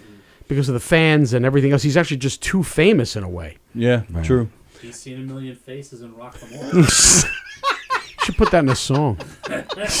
Yeah, he walks those streets with the six string on his The back. picture that I saw, I was like, giving them the benefit No. of the doubt, like maybe the earplug that they had, like maybe it fell out or there was just no connection. But you see him trying to sing Bad Medicine, and whoever's recording it, it was in North Carolina. They zoom in towards where Dave Bryan is, and he's singing and he's like looking, and he almost looked like what's going on. And then they show Tico Torres on drums, and he's drumming, and he looks like he couldn't be bothered. So it could have. I don't I'll know have if to it's look a at that sound one. check. It could have been like a sound check. Oh, okay. And Right. he was just doing it, but he's about an octave or two lower. He's not singing bad. He's like, bad medicine is what I need. Like Yeah. that. Right. So he could have just been. It could have been a sound check. And That- he's just going. yeah, I but the should have clip- put his six string in Hawk, is what you're saying. I was going to get it Bon Jovi. No, by the way, you mentioned David Bryan. Yeah. Okay? It turns out I would do these shows for seniors, and one of the guys in the band, it would be a band and a big comedian, and they go back to music, Yeah. taught him. Taught Tico Torres? David Bryan. Oh, David Bryan. And he said he knows him. He's friends Wow. with him. I said, can I ask you a question? How much is he worth? Now, Bon Jovi obviously gets the lion's share, and then it Right. would be Richie Sure. Sanborn and then the rest Sure. of them. I think he says he thinks he's worth $168 million. Wow. David Bryan. And David Bryan wrote a Broadway show that was up Yes. for an award. But anyway, Yeah. he says he was passing his house one time, and he was like horrified at that. It looked like it was a fire or whatever. So he called him, what happened? You okay? He goes, no, we're knocking it down. We're putting up a new house. He's just knocking down a mansion and putting a new one up. His daughter is a stand-up comic in the city. Really? Yeah. Oh, wow. I can't think of her name. Andrea? Is it Andrea? I Bryant? think it is Andrea. No, there's Andrea Bryant. Oh, okay. Maybe I'm thinking the wrong. Yeah. No, I know it's not Andrea. I know who Andrea is. It's like Alex Bryan or something like that. Alex John Bryan. The curse continues. No, they named her. They named her after him. Yeah, I don't know her actual name, but Brian. Yeah, I'm pretty sure Brian is her is. I think she goes by blah blah blah Brian. I worked with Tico Torres once. Nice guy. Very quiet guy. Very Is he quiet. really? Yeah, very quiet guy. It was him and Mike Rutherford from Genesis and Micro Mechanics. Huey Lewis.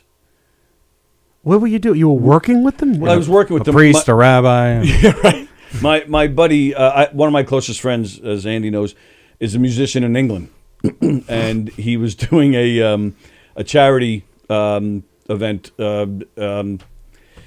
What's the big golf? St. Andrew? Yeah. Yeah, well, that's right. And it was a charity event there, and we were just kind of like part of his entourage, helping set things up and working on sound and whatnot. Because we were there visiting and traveling with him for a week or so, so we were just working with him that for this event. And because it was such a big, all the pro golfers were there, and I don't follow golf at all, but I was told that some of the biggest golfers in the world were there. I mean, obviously, St. Andrews down here, of course, over there they call it golf. Judge smells That's the Scottish word for God. I mean, I would know Tiger Woods, And you don't want to know what two means. Yeah, right. That's. Come over here for a twoffle. Yeah, so he gave me a twoffle. Huey, 40 quid. So Tico Torres was there. Quiet guy. Andy Garcia was also there, and they do it every year where they play in the band and they do this charity event.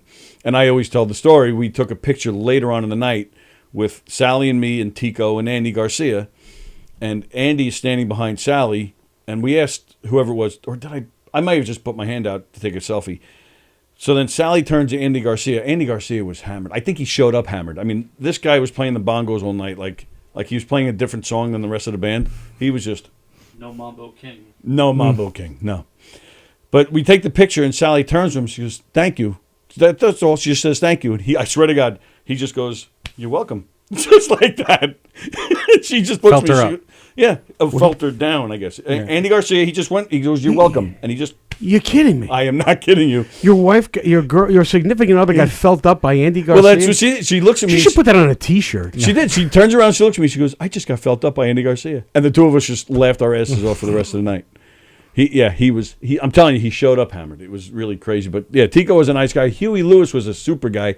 They were having all sorts of sound trouble with the sound man. Huey Lewis kept running to me, can you go fix this guy? Can you go? And Huey Lewis eventually was screaming at this guy. It was kind of cool. He lost his voice or something, right? I think. You kids are just too darn loud. Back to the Future. Oh yeah, right. Oh, that's right. Will, yeah, movies, that's the man. Oh, that's the man. I think it was. I have no life, Eric. Do you know like the requisite? Well, I'm Italian. We have requisite movies that we have to know. Right. Godfather's the Goodfellas. Yeah. My wife's Italian. I'm saying. So do you know the even Godfather 3? No. Like, come on. I've got self-respect. It's an asterisk. Godfather 2 is the only other thing aside. It's the only other thing besides New Testament where the second part precedes. No. Can I tell you something? I have a judgment on this. First of all, I was watching Godfather, and I can recite almost the movie. Yeah. Well, and you made that great video with the horse. Yeah. Yes. Thank you. But the thing is, without one, as great as 2 was, and it probably did surpass 1, but you needed 1. Yes. So that's why you can't. To me, it's. I always say that. I always say that with sequels. It's all one movie. Absolutely. Yeah. Yes. You realize. Oh, so Bruno Kirby's Clemenza. Right. And, right. What the heck is his name? That's Frankie Carbone. Yeah.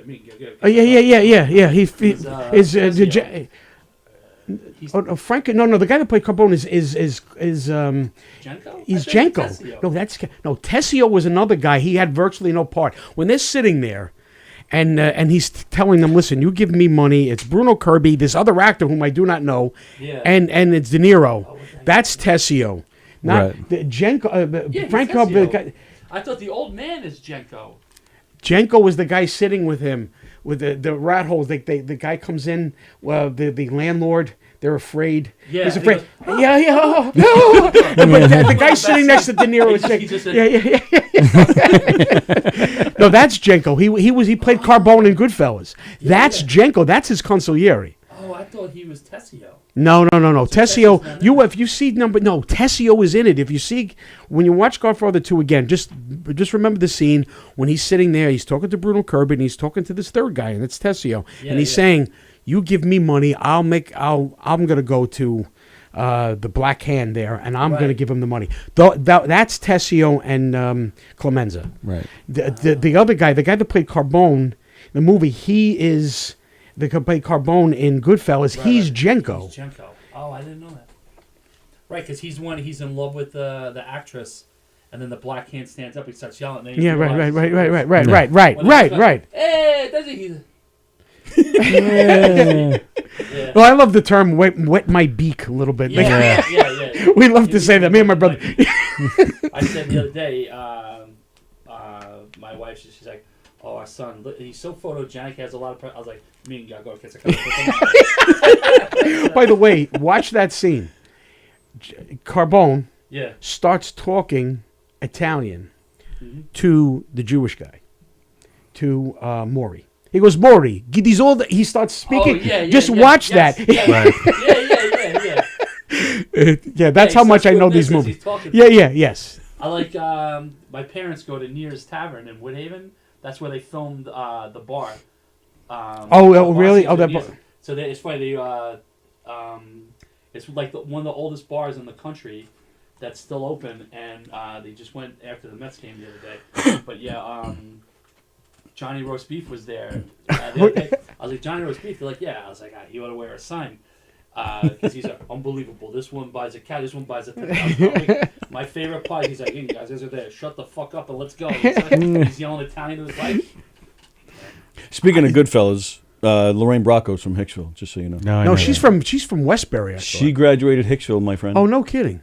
I kid you not. The font. That's right. The font of information. And I don't know if you guys knew this, Billy Joel. What part of the hood you from, huh? All right. It is Wow, we went over. We did. But that's all right. That's fine. It was because it was a lot of fun as always. All right, so this Tomorrow night, the Giggle Room. I will be headlining. Opening will be my friend Chris Williamson. Govs.com. You can get tickets. It's going to be a great night. It's filling up. Actually, we're getting a nice crowd. Have you performed since they moved? Not since they expanded it. No, Yeah, I usually it's nice. I was in the main room, but not it's not really the nice Giggle in Room. there. I It's like it. intimate. It's big enough though. It's 90. Big enough yeah. for a great show. We're gonna Absolutely. it's gonna be a good show of energy. Chris is terrific. I like to bring the energy, so we're gonna have a great time. Always a great show with you, pal. Always. Thank you, sir. Will, what do you got going on? I am going back to work Monday. I'm on Easter vacation. No shows. I'm bookable. You just I did Terry. The last 2 months I did shows with Terry McNeely. Okay. In the Giggle Room. Terry McNeely he should just live in there. He's in there like every other week, it seems like. Well, working on me, him, Keegan, Mike Keegan, Tim Saliani, Tim Thompson, Hugh Murray. We're working on something. I just have to. It's top secret. They'll kill you if you tell us what it is. No, but if it works out, it'll be a big thing every month. Oh, nice. Not Okay. here, though, I mean, within the clubs, but. Oh, to got work it. on. Right. Yeah. You're performing tomorrow night. Belport Brewing Company. Which is where? In Belport. Total coincidence. Belport. It's amazing how that You know why? works. It wasn't in Hicksville, so he doesn't care. Thank God, not Hicksville. Not Hicksville. For all of us math people, you put a little It's knot. just, in everything front of else it. is not Hicksville. That's right. Parallel to Patel Brothers, but perpendicular to Middle Country Road. So, and who's on that with you? Fat Jay is the headliner. Very nice. Steve Roccaperillo is the Steven Rocca is the host. SRP. Yeah. Allie Walker, which is always great. I fucking love Allie. Yeah. Mm-hmm. Joe Winchell, Keith Fairfax, and me. But that's all, folks. Very nice. And we'll be in here tomorrow night. We'll be in here. Jim Florentine said he is going to stop in and hang out with us. Cool. If you guys feel like saying hello, would love to sit and talk to Chris a little bit. And that's right. Today's Friday. Yeah. So tomorrow night, live from Governor's Green Room, we'll be in here. Don won't be here. Don Chill will not be here. But Orville Wright lived in West Hempstead, says Chris Williamson. Yes, he is correct. Orville Wright. All right. Lived in West Hempstead. West Hempstead also won the Little League World Championship in 1960. How's that? Did not know that either. Yes. But yes, they are. But Billy Joel beats both of those. You know what's funny? Who's more important, Billy Joel or Orville Wright? From a cultural standpoint, I would have to go with Orville Wright. Yeah. Cultural. Billy Joel has a 50th whatever coming out. He had, other than River of Dreams, remember when he left to just compose classical music, and then the next album he released was a greatest hits. Like, what Right. was the classical music? It did come out. But And nobody- without Billy Joel, Yeah, in like 2000. we're seeing life without Billy Joel. Without Orville Wright, we'd be taking a boat to Well, Europe. You know, and there was Okay? a guy in Connecticut that disputes whether or not he was the first one who had a controlled flight. That's it. I don't know what the fuck you guys are expecting. That's all. I actually expected it to be like, oh wow, really? At least. I feel like the Billy Joel thing, so I grew up in Bethpage, right? So it's one town over. We had Joe Sambito, who. Oh, really? Yeah. You Oh, did? yeah. Oh, really? Yeah. Okay. Saw claim to fame. That's and, right. The Grum and Plume. That's the other claim to fame we have. But the thing with Billy Joel is, I feel it's like Kramer and the AIDS ribbon on Seinfeld. Like, he didn't want to wear it because they told him he had to wear it. I don't hate Billy Joel, but I feel like we're peer pressured into having to like him because he's from Long Island and from that. But he was great. Well, after I feel the same spending way so about much Jesus. We're peer pressured to like Jesus. I'm also from Elmont, and Vinny Testaverde's from Elmont, so I have to mention him. I spent so much time out of the country that when I would come home and be in a bar and that requisite Billy Joel song that must be played once every half hour it doesn't Piano matter. Man. Whatever it was, it was like, yeah, I'm home. Like, if I was from Dublin, I guess feel the same way about you too. Rob, probably. Like, I like you too, but I don't know. I feel that's how I feel. I'm sticking to that. Why do they play? They go to the Met games. They actually play The Billy Joel. Piano Man. Why? They didn't They do it should have yesterday. put. I No, was they actually thrilled. had a contest, that or I'm a Believer. The Mets were You Gotta Believe. Put I'm a Believer on. It's much more upbeat. Why are we singing I about agree. he's in the Navy and probably will be for life? Why must we constantly sing I'd that? rather hear the Mets take me out to the ball game on Ed Sullivan. What you should see, Right. you put up my a video I did with Vic DiBattista. That is awesome. I will show you. I don't I think love that video. That is, and we did that in one take. Yep. It's so good. It's on Yep. YouTube? Yeah, you know what? I probably do, I'll definitely look it up. but no, I'm going to show it to you one more time. Oh, the other hit I saw, the punch that really landed, Ray Knight on Eric Davis. Yes. Oh, Yes, yeah. yes, yes. That's the first puncher. I mean, the Pete Rose, Bud Harrelson thing. I was don't- at that don't- game. I don't remember. Wow. But like the Ray Knight, Eric Davis thing, I remember. Oh, yeah. That's the first punch I remember seeing ever really landed. Now Eric Davis claimed that the umpire, whose name is Eric Gregg, Yeah. had his arms pinned back, so that's why he was able to get a clean shot. But apparently, and I know Joel Youngblood. Okay, Oh, yeah, yeah. now he goes to camp. He told me that Ray Knight's a tough bastard, great guy, but Yeah. he's a tough. He's He's a boxer. right. So Yes. he was gonna. They messed with the wrong guy there. He came in tight. He didn't have to wind back. Right. No. He Yeah. knew how to punch. Yeah, he knows how Wrap to on punch. the beard. That's why he lost his job as the Cincinnati manager, because he had such a temper. He was flipping out all the time, Ray Knight. Speaking of flipping out, the Wally Backman video. You ever see the Wally Backman video? No. Where it's either college or minors. He loses his shit. There's a few videos They of him call losing out- his shit. They call the batter out like before like the pitch is even thrown. Yeah. He starts throwing baseball bats. Oh, yeah. He starts Oh, throwing yeah. buckets of balls. He tears his fingernail off, and you hear him. He's still mic'd up, and he's yelling for the equipment guy to like get the nail clippers to the nippers or whatever. Yeah. To clip him as he's walking out. I gotta look at it. It's great. I don't know what it was. It must have been some kind of reality show that they were trying to pitch or something, because he was mic'd up. But there's a ton of these clips of him, in the trainer's room and in his office. So somebody must have been trying to pitch a show. It was I believe he was coaching an independent team. Right. But yeah, that clip where he flips out, He it wasn't is. with It's the Mets. fantastic. He wasn't with the Mets organization. No, He it was coached independent. Vegas, I think for a bit. No, that was the Mets organization. He was the AAA manager. That guy couldn't give that guy a job. They entrusted him to be the AAA manager. Right. That's second to being manager of the major league team. Yep. Forget even the major league coaches, which they did bring him up at the end of 1 year. That's as, right. as like a courtesy. Yes. To make, but he was in constant contact with Terry Collins, Yeah. talking about the progression of the players. Right.